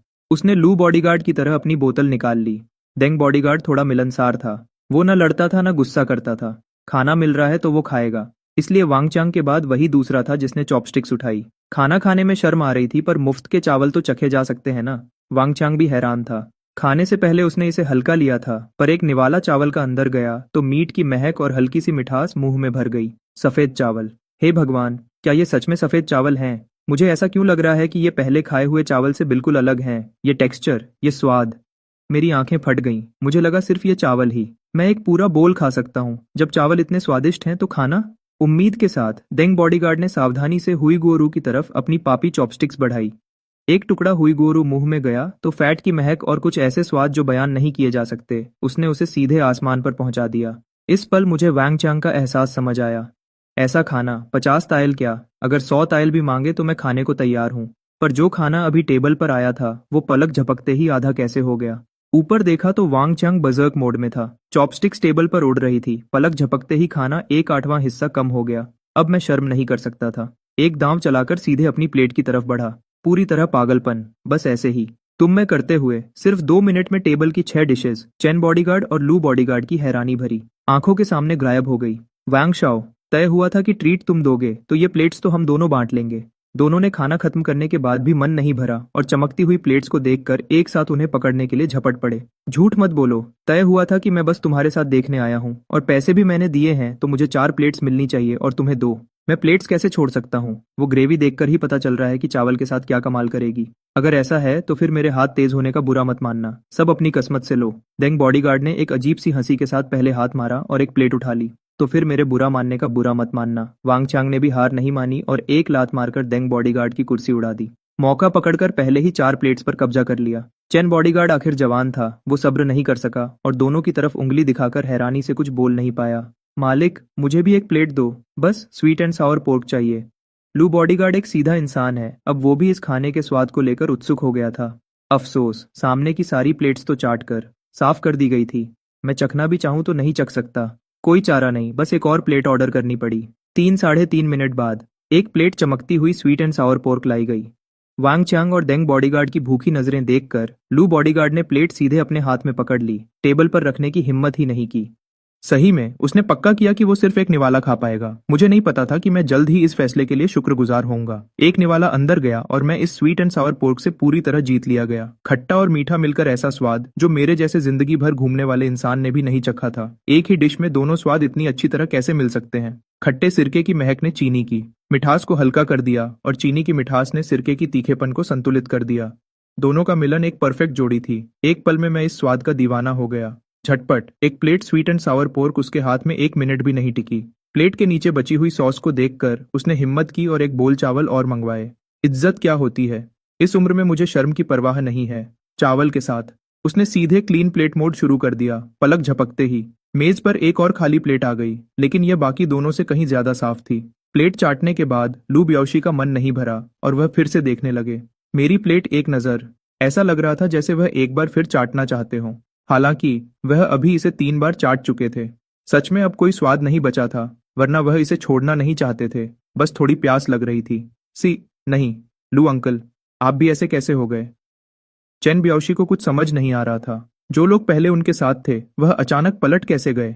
छोटे चेन, अब मुझे लगता है कि वांग शाओ हमारे भविष्य के मालिक बनने के लायक हैं। उनकी परख की कोई बात ही नहीं। लू ब्याओशी ने बिना समझाए उलटा वांग चांग की तारीफ कर दी। हाँ, सही कहा। वांग शाओ की परख सच में कमाल की है। ऐसी शानदार जगह ढूंढ निकाली। आगे चलकर हमारा वेयुअन ब्याओजू जरूर सबसे ऊपर होगा। देंग ब्याओशी ने भी हाँ में हाँ मिलाई। ज्यादा तारीफ मत कीजिए, मैं बस एक बड़े इंसान के कंधों पर खड़ा था। असल में तो मालिक के हाथ का स्वाद ही कमाल है। अफसोस की बात है कि रोज नहीं खा सकते। वांग चांग ने नम्रता से हाथ हिलाया, लेकिन उनका चेहरा दुखी था। ऐसा स्वाद एक दिन न मिले तो मुझे बेचैनी होती है। मालिक, मेरे लिए भी एक प्लेट हुईगुओ रू ले आइए। चेन ब्याओशी आखिरकार रह नहीं पाए। उन्होंने पैसे की परवाह नहीं की। वह अब बस यह जानना चाहते थे कि इस दुकान का खाना आखिर कितना स्वादिष्ट है। ठीक 3.5 मिनट बाद खुशबू से भरा हुईगुओ रू पेश किया गया, लेकिन वह लू ब्याओशी जितने अनुभवी नहीं थे। उन्होंने सीधे प्लेट मेज पर रख दी। उन्होंने ध्यान से चॉपस्टिक्स बढ़ाई और हुईगुओ रू का एक टुकड़ा उठाया। तेल से चमकता हुआ, सच में लालच देने वाला था। गोश्त मुंह में जाते ही एक गहरी खुशबू जीभ पर फैल गई। चर्बी और गोश्त का मिश्रण मुंह में जाते ही क्रिस्पी और अंदर से रसीला और स्वादिष्ट था। हर बार चबाने पर एक अलग ही संतुष्टि मिल रही थी, जिससे वह खोए हुए थे।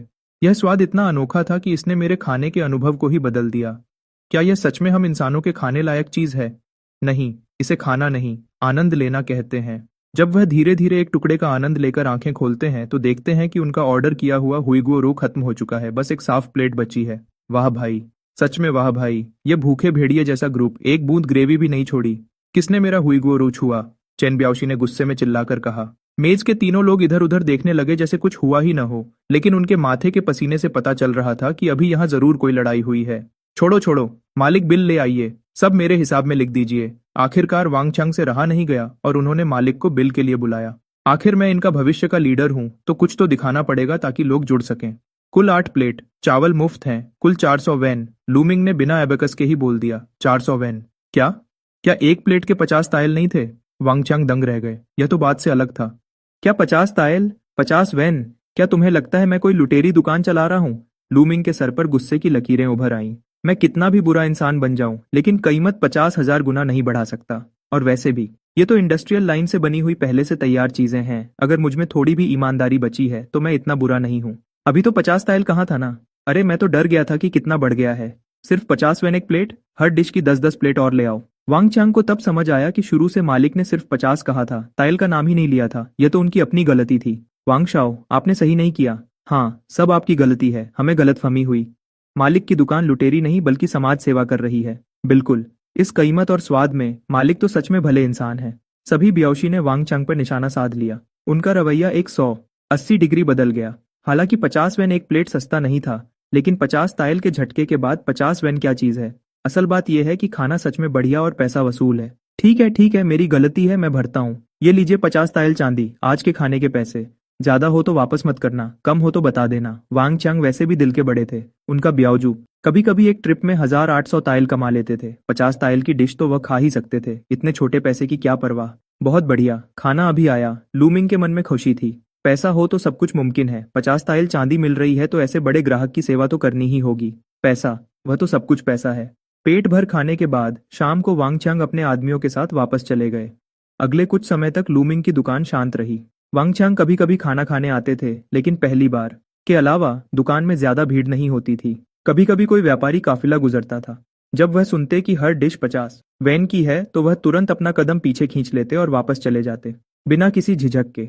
खुशी की बात यह है कि अब मुझे इन छोटे मोटे ग्राहकों की परवाह नहीं है। उस अमीर लड़की और वांग चांग के सहयोग से मैंने कुछ ही दिनों में 2 लाख से ज्यादा कमा लिए। दुकान का साल भर का टारगेट पहले ही पूरा हो गया।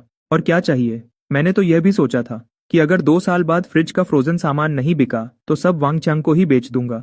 उससे 1800 ताइल सोना ले लूंगा और बाकी की जिंदगी बिस्तर में लेटकर मोबाइल चलाऊंगा। बेशक ये बस एक सोच है, जब वक्त आएगा तब देखा जाएगा। खाना बेचने के अलावा जड़ी बूटियों के व्यापार में थोड़ी रुकावट आई। जंगली जड़ी बूटियों को उगने में वक्त लगता है। शुरू की कुछ बार की अच्छी कमाई के बाद मैंने लाखों कमाए, लेकिन बाद में मिलने वाली जड़ी बूटियां कम होती गईं। कोई चारा नहीं था। जो आसानी से मिल सकती थी वह खत्म हो गई। बाकी या तो मुश्किल जगह पर हैं या फिर बहुत दूर जाना पड़ता है।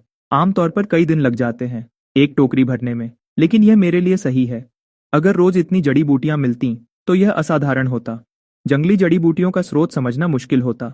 मैंने तो ध्यान नहीं दिया, लेकिन लिन हाउ ने इस बात को गंभीरता से लिया। इन दिनों उसने छुट्टी ली है। शायद वह आसपास के गांव में रिश्तेदारों से मिलने गया है। शायद उसका इरादा है कि और लोगों को जड़ी बूटियां इकट्ठा करने में मदद के लिए बुलाए। इस बात पर मैंने रोका नहीं। बचपन का दोस्त ली टोंग, उनके परिवार की सिर्फ एक छोटी दवाई की दुकान नहीं है, बल्कि सैकड़ों चेन फार्मेसीज हैं। पूरे देश में फैली हुई जंगली जड़ी बूटियों की बहुत मांग है। जितना मिले उतना कम है। लिन हाओ वहां लोगों को मदद के लिए ला रहा है। वह खुद पैसे कमा सकता है, और मेरी तो बात ही अलग है। बीज का व्यापारी सबसे ज्यादा कमाता है। ऐसे 3 जीत वाले मौके को मैं क्यों रोकूंगा? नहीं, ये सिर्फ 3 जीत नहीं है। जड़ी बूटियां इकट्ठा करने वाले बच्चे पैसे कमा सकते हैं। असली जड़ी बूटियों का इस्तेमाल करने वाले मरीज ठीक हो सकते हैं। कह सकते हैं कि 5 जीत, 6 जीत, 8 जीत सब है।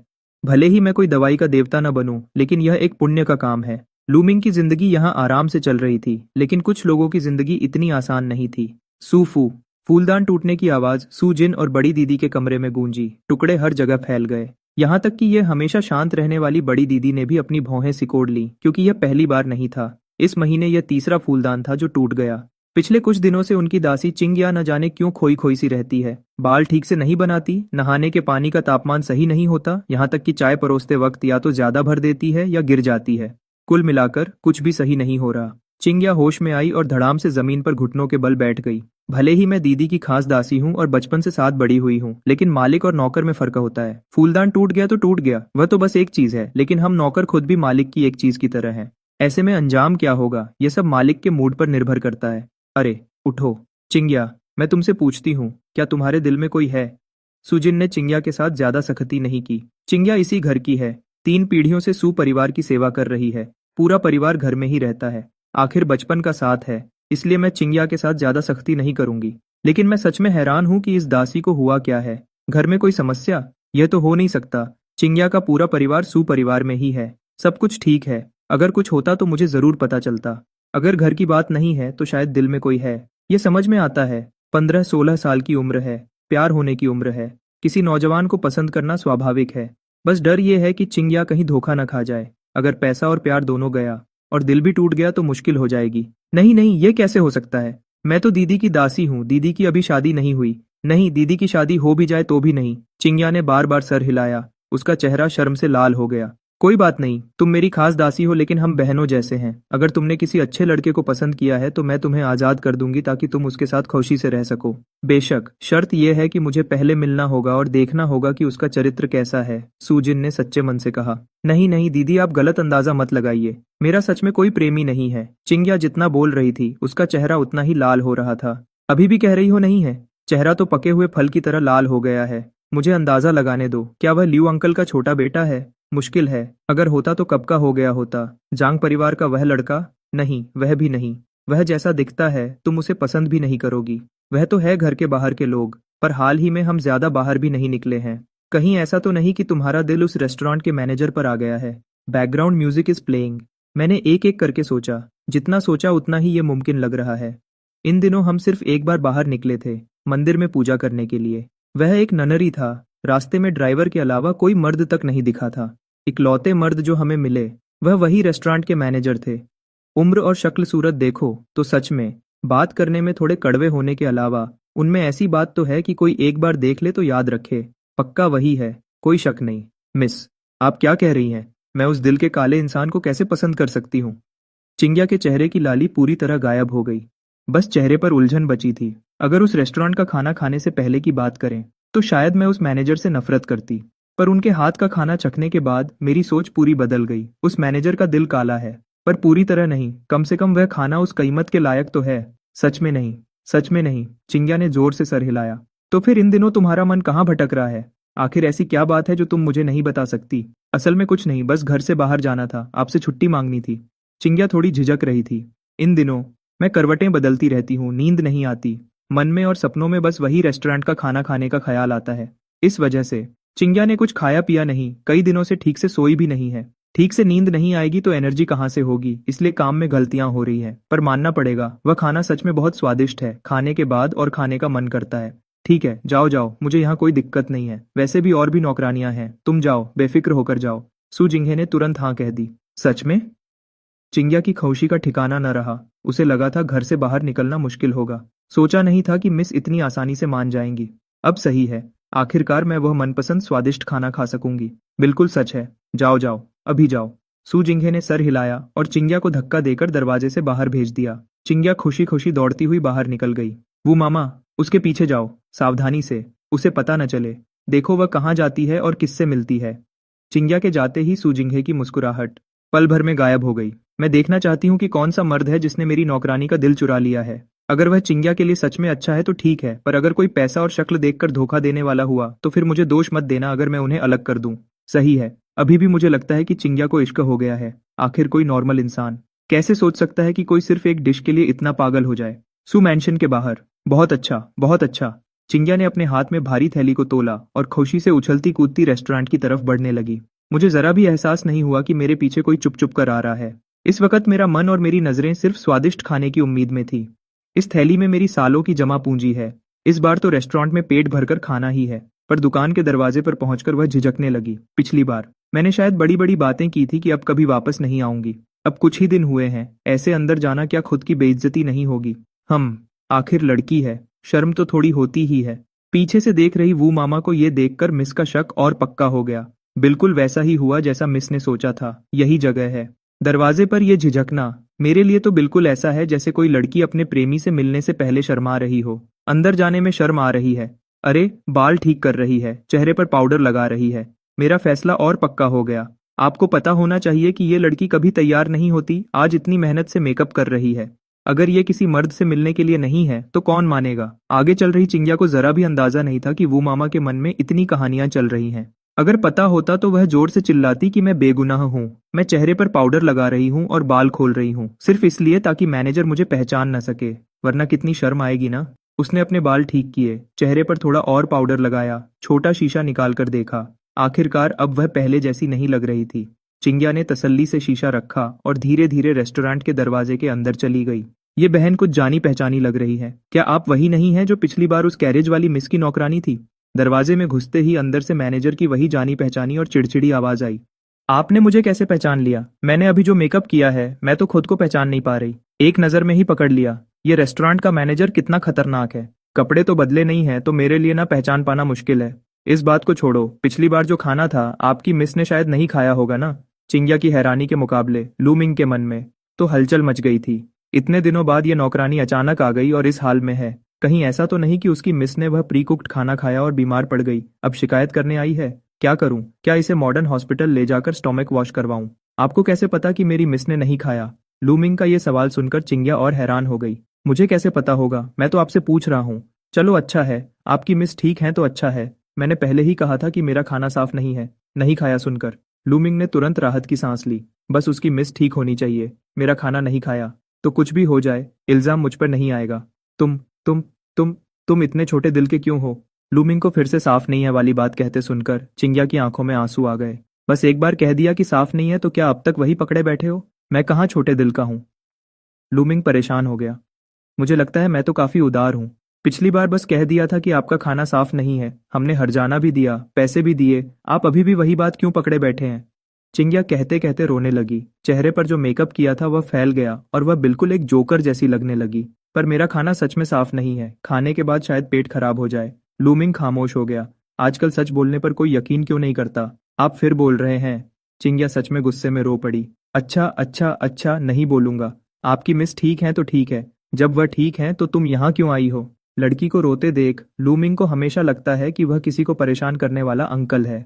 हम मैं खाना खाना चाहती हूँ, चिंग्या ने धीरे से कहा। खाना? नहीं, तुम्हें नहीं बेच सकता। लूमिंग ने साफ इनकार कर दिया। पिछली बार किस्मत अच्छी थी कि कुछ नहीं हुआ, इस बार फिर बेचा और अगर कोई दिक्कत हो गई तो जिम्मेदार कौन होगा? क्यों? चिंग्या ने सोचा नहीं था कि लूमिंग इतनी आसानी से मना कर देगा। मैंने बताया ना, साफ नहीं है। लूमिंग को थोड़ा सर दर्द होने लगा। ये लड़की समझ क्यों नहीं रही है? साफ नहीं है वो, आप फिर कह रहे हैं साफ नहीं है। पिछली बार वाला पूरा खाना मैंने ही खाया था। वो आपका खाना साफ है या नहीं क्या मुझे नहीं पता। आप बस कंजूस हैं, मुझसे बदला लेना चाहते हैं। मालिक, मेरी गलती है। मैं आपके आगे घुटने टेक कर माफी मांगती हूँ, क्या ये काफी नहीं है? जब से पिछली बार आपके यहाँ खाना खाया मैं कुछ खा पी नहीं पा रही, बस वही खाने का मन करता है। इन दिनों बस यही सोच रही हूँ। काम भी ठीक से नहीं हो रहा। अगर ऐसा ही चलता रहा तो मेरे मालिक मुझे निकाल देंगे। मेरी गलती है, मुझे सच में अपनी गलती का एहसास है। मेहरबानी करके मुझे माफ कर दीजिए। बस एक बार खाने दीजिए, सिर्फ एक बार, वरना मेरा किसी काम में मन नहीं लगता। चिंग्या रोते रोते घुटने टेकने लगी। अरे अरे अरे, घुटने मत टेको, मैं ये बर्दाश्त नहीं कर सकता। और ऐसी बातें मत करो, मेरा रेस्टोरेंट एक इज्जतदार जगह है। तुम ऐसा कहोगी तो जो नहीं जानते वह सोचेंगे कि मेरे खाने में कुछ गलत चीज मिली है। लूमिंग को बात कुछ अजीब लगने लगी। भले ही मेरे खाने में थोड़ी टेक्नोलॉजी है, पर बस उतना ही, कोई बैन चीज बिल्कुल नहीं है। ये कुछ खा पी नहीं पा रही क्या होता है? क्या उन प्री कुक्ड पैकेट्स में इतनी ताकत है? क्या वह वही चीज नहीं है जो कुत्ते भी नहीं खाते? उसे क्या पता कि इस जमाने में खाना बनाने में इतने मसाले नहीं होते। यहाँ तक कि राजधानी के बड़े रेस्टोरेंट्स में भी खाना बनाने में ज्यादा से ज्यादा बस थोड़ा सुअर का तेल और नमक डालते हैं। यहाँ तक कि कुकिंग वाइन, प्याज, अदरक और लहसुन का इस्तेमाल करके स्मेल हटाना भी एक ऐसा राज है जो ज्यादा लोगों को नहीं पता। और जहां तक बात है कि सुअर के मांस को मैरिनेट करने से स्वाद बढ़ता है, ये राज तो बाद के जमाने में पता चला था। इस ऐसे जमाने में जहां बस उबाल कर खाना मिल जाए, वहां इतने सारे मसाले किसी डायमेंशन ब्रेकिंग हमले से कम नहीं है। ये बिल्कुल ऐसा है जैसे घर के कुत्ते ने इंसानों का बचा हुआ खाना खाने से पहले उसे वही फीका डॉग फूड खिलाओ तो वह खा लेता है, पर एक बार स्वादिष्ट खाना चख लिया तो फिर वापस डॉग फूड खाने को बोलो तो वह देखता भी नहीं। क्यों? क्योंकि उसमें कोई स्वाद ही नहीं है। अगर आप मुझे नहीं बेचोगे तो मैं यहाँ से नहीं उठूंगी। चिंग्या ने गर्दन अकड़ ली। अब उसे इज्जत की परवाह नहीं थी। इज्जत क्या होती है? क्या इज्जत खाने से ज्यादा जरूरी है? अच्छा अच्छा अच्छा, बेचूंगा बेचूंगा। अगर बीमार पड़ गई तो मुझे मत ढूंढना। और हाँ, मेरे खाने के दाम बढ़ गए हैं, 50 वेन एक डिश। अगर महंगा लगे तो दरवाजे से बाहर निकलो और बाएं मुड़ जाओ। लूमिंग के पास कोई चारा नहीं था। ये क्या मुसीबत है? महंगा नहीं है, महंगा नहीं है। मालिक, आपका बनाया खाना सबसे स्वादिष्ट है, तो मुझे 3 प्लेट नहीं 7 प्लेट चाहिए। चिंग्या तुरंत खड़ी हो गई और उंगलियों पर गिनने लगी। 7 प्लेट? क्या तुम इतना खा पाओगी? लूमिंग ने चिंग्या के पतले शरीर को देखा और थोड़ा शक किया। नहीं खा पाऊंगी तो पैक करवा कर ले जाऊंगी। नहीं, पैक नहीं कर सकते। पैक करने का 10 तेल चांदी लगेगा। बस 3 प्लेट चाहिए या नहीं? लूमिंग के मन में चिंता थी। ये सब फ्रोजन खाना है, पैक करके ले जाओगी तो ठंडा हो जाएगा। वह एहसास अजीब होगा, जैसे दोबारा फ्रीज किया गया हो। ये खाना पहले ही फ्लैश फ्रीज किया गया था, दोबारा गर्म करने से उसका फ्लैश फ्रीज स्टेट खराब हो गया है। अगर ठंडा हो गया तो बैक्टीरिया पनप जाएंगे, चाहे दोबारा गर्म करो, स्वाद तो जाएगा ही, पेट खराब होने का खतरा भी बहुत बढ़ जाएगा। ठीक है, 3 प्लेट ही सही, मैं खाऊंगी। चिंग्या अब चुन चुन कर मांगने की हिम्मत नहीं कर सकती थी। जो मिल रहा है वही बहुत है। ज्यादा से ज्यादा मिस से और मिन्नत करूंगी कि मुझे और बार बाहर भेजे। ये जगह ज्यादा दूर नहीं है, मैं दौड़ कर आ सकती हूँ। ठीक है, इंतजार करो। लूमिंग किचन में वापस गया। वही जाना पहचाना 3 minute. Ding! Sweet and Sawar pork, twice cooked pork, 3 dishes तैयार हो गई। वाह, बहुत अच्छा, बहुत खुशबू आ रही है। शुक्रिया मालिक। खाना टेबल पर आते ही चिंग्या ने बेसब्री से बड़े बड़े निवाले खाने शुरू कर दिए। लूमिंग बस सर हिलाता रहा। ट्वाइस कुक्ड पोर्क बहुत तेल वाला है, कैलोरीज का बॉम्ब है। कंग पाओ चिकन, चिकन को तेल में तलकर बनाया है और ऊपर से टोमेटो केचप का इस्तेमाल किया है। ये तरीका बिल्कुल असली नहीं है। स्वीट एंड सावर पोर्क की तो बात ही मत करो, स्टार्च इतना ज्यादा है कि क्रिस्पीपन ही खत्म हो गया। इन 3 डिशेस को कोई कैसे स्वादिष्ट कह सकता है? देखते ही पता चलता है कि इसे खाने की असली समझ नहीं है। स्वादिष्ट, सच में बहुत स्वादिष्ट। एक वक्त का खाना। चिंग्या ने पूरे आधे घंटे तक खाया, तब जाकर उसे तसल्ली मिली। वह वहां से निकल गई। Background music is playing. सू मैंशन। इस वक्त वू मामा पहले ही वापस आकर रिपोर्ट दे चुकी थी। क्या तुमने ध्यान से देखा? सू जिंघे अपने हाथ में लिए को हिलाते हुए बोली। फोजू ने एक तरफ पूछते हुए कहा, मैंने साफ साफ देखा है। चिंग्या हवेली का दरवाजा निकलते ही सीधे उस रेस्टोरेंट की तरफ गई। उसके हाथ में एक भरा हुआ पैसों का थैला था। दरवाजे के पास पहुंचकर उसने खास तौर पर एक इंसेंस स्टिक जलने जितने समय तक खुद को तैयार किया। अरे, उसने इतना पाउडर लगाया जैसे वो मुफ्त का हो, और बालों को भी बार बार ठीक किया। रेस्टोरेंट में घुसने के बाद वो आधे घंटे से ज्यादा वहीं रही। जब वो बाहर निकली तो उसके बाल बिखरे हुए थे, पैसों का थैला साफ तौर पर पिचक गया था और उसके चेहरे पर बहुत खुशी थी। मुझे लगता है जैसा आपने अंदाजा लगाया था, इस लड़की का दिल किसी पर आ गया है। वो मामा ने जो देखा था वो सब कुछ वैसा ही बता दिया। क्या तुम्हें यकीन है कि वो रेस्टोरेंट में खाना खाने नहीं गई थी? ऐसा कैसे हो सकता है? कोई आधे घंटे से ज्यादा खाना कैसे खा सकता है? कौन खाना खाने से पहले एक इंसेंस स्टिक जलने जितना समय तैयार होने में लगाता है? और वैसे भी चिंग्या कोई पेटू लड़की नहीं है। पहले तो वो सबसे ज्यादा कंट्रोल करती थी, एक निवाला भी ज्यादा नहीं खाती थी। वो मामा ने बार बार अपना सर हिलाया। ठीक है, समझ गई, जाओ यहाँ से। हाँ, उस रेस्टोरेंट के मालिक की जांच करो, देखो वो कहाँ से आया है। क्या वो सच में है या पैसे ठगने वाला? अगर पैसे ठगने वाला है तो सू जिंघे की आंखों में एक ठंडी चमक दौड़ गई। वो मामा वहां से चली गई। वो मामा के जाते ही चिंग्या भी वापस आ गई। चिंग्या बाहर से घूमकर आई थी और उसका मूड काफी अच्छा था।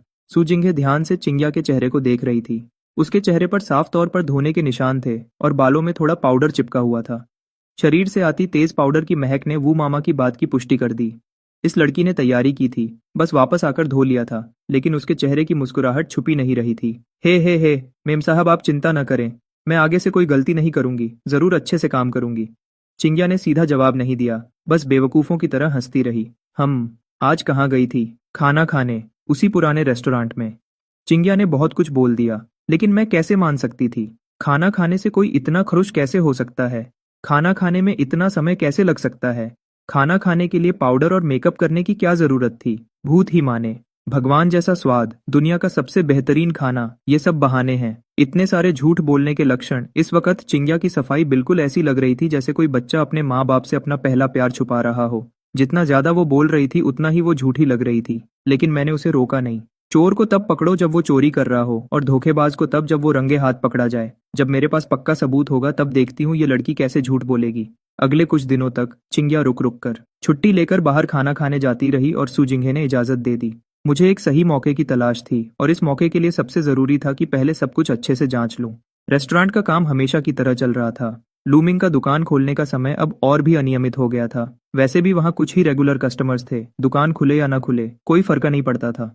चिंग्या के हर कुछ दिन में एक बार आने के अलावा बाकी सिर्फ वांग चंग था जो कभी कभी आ जाता था, ब्याओजू के गार्ड्स को खाना खिलाने के लिए। सच कहूं तो वांगचांग के आने की फ्रीक्वेंसी सबसे ज्यादा थी। जब भी कोई काम नहीं होता वो यहाँ भागा चला आता था। उसके नीचे वाले घोड़े की भी मेहनत है। आज वांगचांग फिर आया, लेकिन इस बार वो अकेला नहीं था, बल्कि वो पूरी एक एस्कॉर्ट टीम को लेकर आया था। मालिक, खाना लाओ, जो भी अच्छा है सब मेरे लिए ले आओ। दरवाजे में घुसते ही वांगचांग ने जोर से चिल्लाकर कहा, जैसे वो अपने घर वापस आ गया हो। ओह, इतने सारे लोग, क्या तुम कहीं दूर जा रहे हो?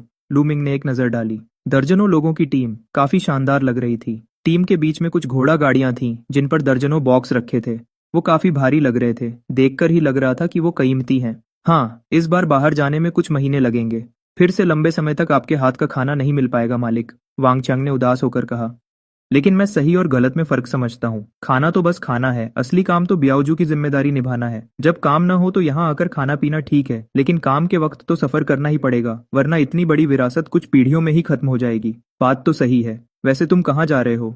लूमिंग ने सर हिलाया और यूं ही पूछ लिया। इस बार कुछ सामान क्वांझो पहुंचाना है। रास्ता बहुत दूर तो नहीं है, लेकिन आजकल दक्षिण में थोड़ी गड़बड़ है, इस रास्ते पर शायद सब कुछ ठीक न हो। वांग चांग ने सर हिलाया, उसका चेहरा कुछ उदास था। दक्षिण में गड़बड़ है? मैं जब से यहाँ आया हूँ इसी केहुओ टाउन में हूँ, कभी बाहर नहीं गया। बाहर की स्थिति के बारे में मुझे कुछ नहीं पता, लेकिन केहुओ टाउन की जिंदगी को देखकर लगता है कि सब कुछ शांत है, बस थोड़ा गरीब है, वरना और कुछ नहीं। मुझे लगा बाहर भी सब ऐसा ही होगा। हाँ, इन सालों में दरबार ने कोशिश तो बहुत की है, लेकिन दक्षिण में सिर्फ पहाड़ और नदियां हैं, अनाज उग नहीं पाता।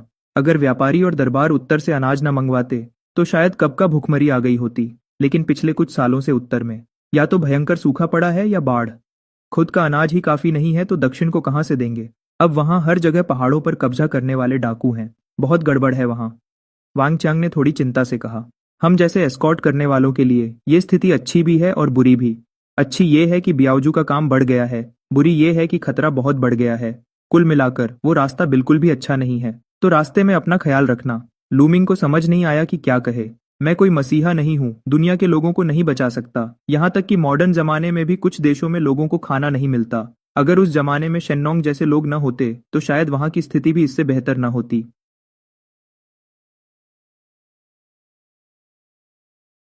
मुझे तो कोई चिंता नहीं है अपनी मार्शल आर्ट्स के दम पर। मुझे तो कोई चिंता नहीं है अपनी मार्शल आर्ट्स के दम पर। अगर सच में कुछ हुआ और मैं नहीं लड़ पाया तो भाग तो सकता ही हूँ। मुझे बस तुम्हारी चिंता है। अगर सच में गड़बड़ बढ़ गई और मुसीबत राजधानी तक पहुंच गई तो तुम्हारी ये जगह खतरे में आ जाएगी। क्या कभी राजधानी में बिजनेस करने का सोचा है? तुम्हारी इस कला के दम पर तुम वहां जरूर टिक जाओगे। वांग चियांग कब से लूमिंग को वहां ले जाने की कोशिश कर रहा था। ये मौका सही था थोड़ा सौंध लेने का। जरूरत नहीं है, मैं कहीं नहीं जा रहा। लूमिंग को पता था। मजाक कर रहे हो? मेरा किचन मेरे साथ थोड़ी शिफ्ट हो सकता है। राजधानी जाकर क्या करूंगा? क्या वहां यहाँ से ज्यादा सुरक्षित होगा? अगर सच में कोई मुसीबत आई तो मैं सीधे मॉडर्न जमाने में चला जाऊंगा। सिक्योरिटी डोर बंद कर दूंगा, कोई मुझे छू भी नहीं पाएगा। सही कहा, ये कोई आम सिक्योरिटी डोर नहीं है, बैंक के वॉल्ट लेवल का ब्लास्ट प्रूफ डोर है। इन दिनों जब मैं फ्री था मैंने खास तौर पर मिस्त्री को बुलाकर किचन में लगवाया था। जब तक बॉम्ब न हो ये नहीं टूट सकता, बहुत सुरक्षित है। कुछ मिस्त्रियों को समझ नहीं आया कि किचन में ब्लास्ट प्रूफ डोर क्यों चाहिए, लेकिन पैसे लिए और काम कर दिया। हर किसी की अपनी पसंद होती है। उन्होंने मेरी पसंद का सम्मान किया, या अगर सम्मान नहीं भी किया तो पैसों का तो सम्मान करना ही पड़ेगा। ये दरवाजा वैसे आम लोगों से बचने के लिए नहीं था बल्कि चोरों से बचने के लिए था। इस तरह अगर रात को रेस्टोरेंट में कोई चोर घुस भी जाए तो वो मॉडर्न जमाने तक नहीं पहुंच पाएगा। रात को सोते वक्त मैं काफी सुकून से रह सकता हूँ। ठीक है, पता था तुम यही कहोगे, तो मुझे तुम्हें एक और बात याद दिलानी है। 3 साल में एक बार होने वाली चुनवे जल्द ही आने वाली है। बहुत सारे छात्र राजधानी जाने की तैयारी कर रहे हैं। तुम्हें भी तैयारी शुरू कर देनी चाहिए। वांग चांग ने दुखी होकर सर हिलाया। लगता है घर बैठे स्वादिष्ट खाने की आजादी का सपना अब पूरा नहीं होगा। चुनवे क्या वो अगले साल शुरू नहीं होने वाली? अभी तो सिर्फ मार्च है, पूरा 1 साल बाकी है। और वैसे भी मैं कोई एग्जाम थोड़ी दे रहा हूँ, तैयारी किस बात की? लूमिंग ने हैरानी से पूछा। तुम रेस्टोरेंट चला रहे हो ना? केहुओ टाउन राजधानी जाने का रास्ता है। हर बार बहुत सारे छात्र यहाँ से गुजरते हैं। बेशक अब वो आमतौर पर बगल से निकल जाते हैं, लेकिन वो इसलिए क्योंकि पहले केहुओ टाउन में खाने पीने की जगह नहीं थी। अब तुमने दुकान खोल ली है तो हो सकता है कोई आ जाए। नहीं, ये पक्का है कि लोग आएंगे। मैं ये नहीं कह रहा, लेकिन वो गरीब छात्र, क्या तुम्हें यकीन है कि वो मेरे यहाँ का खाना अफोर्ड कर सकते हैं? लूमिंग को शक था। मैंने कहानियों में देखा है, कोई भी छात्र अमीर नहीं होता। सब अमीर घर की लड़कियों, कोठे की औरतों या घर की पत्नी के पैसों पर पलते हैं, तभी राजधानी एग्जाम देने का खर्चा निकलता है। इस तरह से भी उन्हें पैसे बचाकर चलना पड़ता है। ऐसे लोग 50 वेन का एक डिश अफोर्ड कर पाएंगे? शायद थोड़ा मुश्किल है। बैकग्राउंड म्यूजिक बज रहा है। तुम ये क्या कह रहे हो? जो चुनवे देने जा रहे हैं वो सब जूरन हैं। रास्ते में बहुत से अमीर व्यापारी होते हैं जो पैसे देने को तैयार रहते हैं। बेशक ये पैसे मुफ्त में नहीं मिलते, इसलिए ज्यादातर लोग खुद ही मैनेज करना पसंद करते हैं। लेकिन जूरन खुद भी कुछ कमाते हैं, एक वक्त का खाना तो अफोर्ड कर ही सकते हैं। लेकिन चुनवे अभी दूर है। मैं तुम्हें च्यूवे के लिए तैयार होने को कह रहा हूँ। सच कहूँ तो हमारे बियाऊजू को खबर मिली है, दक्षिण के कुछ इलाकों में भयंकर आफत आई है। लोग भूखे हैं और सरकारी अफसर संभाल नहीं पा रहे हैं। बहुत सी जगहों पर च्यूवे हो ही नहीं पाएगी, इसलिए दरबार ने फैसला किया है कि उन सबको राजधानी बुलाकर एग्जाम लिया जाए। इस तरह एग्जाम खत्म होते ही सीधे चुनवे की तैयारी शुरू हो जाएगी। बार बार आने जाने का झंझट भी नहीं रहेगा। वांग चांग ने धीमी आवाज में कहा। तो अगर कोई फेल हो गया तो क्या होगा? फेल हो गया तो वापस चला जाएगा। आजकल के जमाने में जिसके पास स्टेटस है उसी की इज्जत है। दरबार इतना कुछ नहीं देख सकता। वांग चांग ने सहज होकर कहा। ठीक है, लेकिन इस तरह से जो लोग च्यूवे देने आएंगे क्या वो और गरीब नहीं होंगे? शायद वो मेरे यहाँ का खाना और भी अफोर्ड नहीं कर पाएंगे। मैं क्या तैयारी करूँ? लूमिंग ने आंखें घुमाई। अमीर व्यापारी है ना? जूरन के अलावा जो छात्र टैलेंटेड हैं उन्हें अमीर व्यापारी सपोर्ट करते हैं। इसे इन्वेस्टमेंट कहते हैं। और तुम भी कुछ टैलेंटेड लोगों में इन्वेस्ट कर सकते हो। जब वो भविष्य में कामयाब हो जाए तो तुम्हारे रेस्टोरेंट के लिए कुछ लिख दें या बोर्ड लगा दें तो बिजनेस अपने आप बढ़ जाएगा। शायद 100 साल बाद ये एक मिसाल बन जाए। वांग चांग ने निराशा से कहा। जरूरत नहीं है, मुझे उन चीजों का शौक नहीं है। लूमिंग ने हाथ हिलाया जैसे वो दुनिया से निर्लिप्त हो। उन गरीब छात्रों पर भरोसा करके क्या होगा? अगर सच में मशहूर होना है तो मैं खुद अपने लिए कविता लिख लूंगा, कुछ पुरानी मशहूर पंक्तियां चिपका दूंगा, एक लिटरेरी मास्टर बन जाऊंगा। पक्का उन छात्रों की खट्टे मीठे कविताओं से बेहतर होगा। ठीक है ठीक है, पैसा तो चाहिए ना? वैंग चांग ने फिर एक सांस ली। मुझे सच में नहीं पता था कि लूमिंग इतना जिद्दी है। मैं किसी को एहसान देना चाहता हूँ, ये इतना मुश्किल क्यों है? ये तो अच्छी बात है, लेकिन क्या तुमने नहीं कहा था कि उनके पास पैसे नहीं हैं? लूमिंग ने सर हिलाया। पैसे तो मुझे जरूर चाहिए। पैसे नहीं है इसलिए तो पैसे कमाना आसान है। वांग चांग ने सहज होकर कहा। ये सुनकर मैं कंफ्यूज हो गया। लूमिंग को लगा कि इस वक्त जो उसने सुना वो इंसानी बात नहीं थी। सोचो, वो सब छात्र और जूरन, क्या उन्होंने 10 साल तक मेहनत नहीं की? रोजाना सादा खाना खाकर आदत हो गई है, मुंह में स्वाद ही नहीं बचा होगा। इतना लंबा सफर, इतनी थकान। जब तुम्हारे यहाँ पहुंचेंगे और खुशबू सूंघेंगे तो कौन नहीं खाना चाहेगा? पैसे कम है, कोई बात नहीं, उनके पास हमेशा पेन, इंक और पेपर तो होता ही है। उनसे कुछ लिखवा लो या पेंटिंग बनवा लो, खाने का बिल चुका देंगे। इन लोगों में से अगर कोई भविष्य में ज्वांगयुआन बन गया या जिनशी तो तुम्हारा रेस्टोरेंट पूरे देश में मशहूर हो जाएगा। कहना आसान है, अगर वो फेल हो गए तो मैं रद्दी कागज का ढेर लेकर क्या करूंगा। यहाँ तुम गलती कर रहे हो। पढ़ने लिखने वालों की पेंटिंग और लिखाई मार्केट में वैसे ही कीमती होती है और मैं तुम्हारी मदद करूंगा। मैं राजधानी में इतने सालों से हूँ, कौन सा स्कूल अच्छा है, कौन से छात्र मशहूर हैं, मुझे सब पता है। तुम बस लो, मैं चेक करूंगा, पक्का नुकसान नहीं होगा। दोनों बात कर ही रहे थे कि बाहर से शोर सुनाई दिया। कुछ छात्र चिंग्या को घेरे हुए थे और खींचतान कर रहे थे। चिंग्या का चेहरा लाल हो गया था, वो पैसों का थैला पकड़े पीछे हट रही थी। बहन जाग जाओ, हम लोग सफर कर रहे हैं, पैसे खत्म हो गए हैं, एक दिन से खाना नहीं खाया। बहन आप तो नेक दिल लग रही हैं, क्या कुछ पैसे दे सकती हैं ताकि हम एक रोटी खरीद सकें। मैं मेरे पास पैसे नहीं हैं, आप लोग जाओ यहाँ से। चिंग्या गुस्से में पैर पटकने लगी। मैं आज खाना खाने आई थी, सोचा नहीं था कि इन गरीब छात्रों से पाला पड़ेगा। लूमिंग ने भौहें सिकोड़ी, दरवाजा धकेलकर बाहर निकला। कुछ लोग मिलकर एक लड़की को परेशान करना ये सही नहीं है ना। मालिक माफ कीजिएगा। हम लोग सच में। आगे वाले नीले कपड़े पहने छात्र ने एक लंबी सांस ली और हाथ जोड़कर झुका। वो भूखा और कमजोर दिख रहा था। कपड़े धुले हुए थे लेकिन पुराने और सफेद पड़ चुके थे, आस्तीन भी घिस गई थी। मैंने उन पर एक नजर डाली। कुल 5 लोग थे, सभी नौजवान थे। उनकी आंखें तो साफ थीं, बस उनके चेहरे पर गहरी थकान और परेशानी साफ दिख रही थी। अंदर आ जाओ। मालिक हम शायद ज्यादा पैसे नहीं दे पाएंगे, पहले पेट भरकर खा लो फिर बात करेंगे। लूमिंग मुड़कर हॉल में चला गया। कुछ शुभों ने एक दूसरे की तरफ देखा, थोड़ा झिझके, पर फिर अंदर आ गए। चिंग्या ने भी मौका पकड़कर अंदर घुसने की कोशिश की और लूमिंग के पीछे छुप गई। हॉल में वांग चांग आराम से चाय पी रहा था। इन शुभों को देखकर उसने अपनी भौहें उठाई पर कुछ नहीं बोला। लूमिंग किचन में चला गया। थोड़ी ही देर में 5 कटोरी गरम गरम सफेद चावल, चावल के साथ एक बड़ी प्लेट कुंगपाओ चिकन और एक बड़ी प्लेट हुई गुओरू परोसी गई। सब्जी की मात्रा आम दिनों से काफी ज्यादा थी और खुशबू तुरंत चारों तरफ फैल गई। कुछ शुभों की आंखें फटी की फटी रह गईं। उनके गले की हड्डी ऊपर नीचे हो रही थी, पर फिर भी वे शिष्टाचार बनाए रखने की कोशिश कर रहे थे। मालिक यह बहुत खर्चा हो जाएगा। हम खा लो, यह खाना मेरी तरफ से है, लेकिन एक शर्त है। शुभों तुरंत तनाव में आ गए। खाना खाने के बाद हर कोई मुझे एक कविता लिखकर या एक छोटी सी पेंटिंग बनाकर देगा। विषय कोई भी हो, पर दिल से होना चाहिए। अगर अच्छा लिखा तो अगली बार खाना खाने आने पर तुम अपनी लिखी हुई चीजों से खाने का कुछ हिस्सा चुका सकते हो। सच में? शुभों हैरान और खुश दोनों थे। लिखना और पेंटिंग बनाना हमारे लिए मुश्किल नहीं है। अगर सच में इससे खाने का बिल चुकाया जा सकता है तो यह बहुत अच्छी बात है। बिल्कुल, हम जरूर करेंगे। लेकिन अगर बिना मन के कुछ भी बनाकर दिया तो अगली बार नहीं मिलेगा। शुभों ने बार बार भरोसा दिलाया और अब उन्होंने शर्म लिहाज छोड़ दिया। शुक्रिया कहने के बाद वे टूट पड़े और जल्दी जल्दी खाने लगे। उनका वह खाने का अंदाज वैंगचांग के पहले के अंदाज से भी ज्यादा तेज था। वैंगचांग एक तरफ बैठकर देख रहा था और लू मिंग की तरफ अंगूठा दिखाया। लू मालिक, आप बहुत समझदार हैं, इसे कहते हैं लंबी रेस का घोड़ा। लू मिंग ने कोई जवाब नहीं दिया। मुझे बस लगा कि इन नौजवानों के लिए यह आसान नहीं है, जितनी मदद हो सके करनी चाहिए। साथ ही वांग चांग ने जो रास्ता बताया था उसे भी आजमा लिया। खाने के बाद शुभों ने अपना वादा निभाया और लूमिंग से कलम और स्याही मांगी। शायद उस पेट भर खाने की वजह से या लूमिंग की दयालु भावना की वजह से उन्होंने बहुत ध्यान से लिखा। नीले कपड़े पहने शुभ ने एक बांस की पेंटिंग बनाई जो सीधी और मजबूत थी, जिसमें एक अलग ही तेजस था। एक और शांत शुभ ने लू शिमिंग लिखा, जिसके अक्षर बहुत गहराई और प्रभावशाली थे।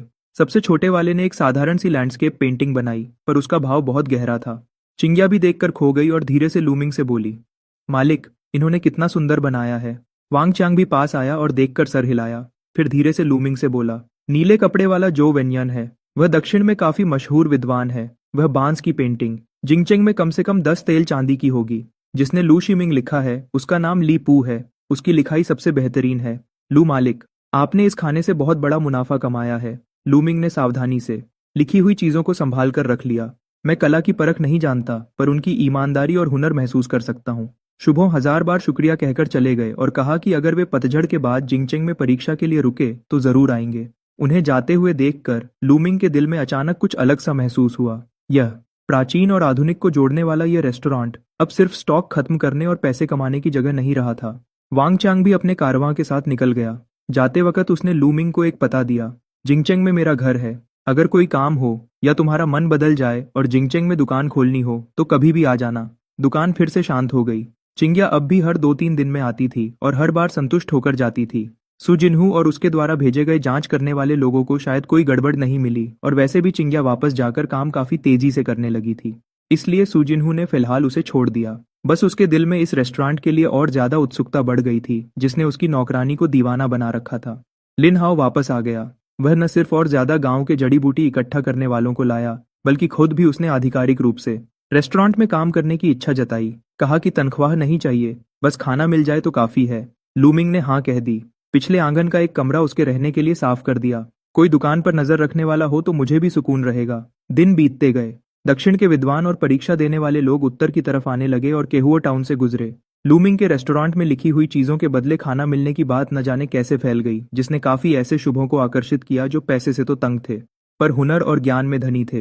रेस्टोरेंट में धीरे धीरे पढ़ने और बहस करने की आवाजें बढ़ने लगीं। हालांकि थोड़ा शोर था, पर इस पुरानी सी इमारत में एक नई जान आ गई थी। लूमिंग अब भी रोज अपनी मर्जी से उठता था और अब भी माइक्रोवेव का इस्तेमाल करता था अपने प्री कुक्ड खाने को गर्म करने के लिए। फ्रिज का स्टॉक धीरे धीरे कम हो रहा था। आधुनिक दुनिया की वह डिलीवरी शॉप पूरी तरह से सिर्फ दिखावा बनकर रह गई थी, पर उसके बैंक कार्ड में नंबर्स प्राचीन दुनिया की जड़ी बूटियों और लिखी हुई चीजों की दोहरी आमदनी से स्थिर रूप से बढ़ रहे थे।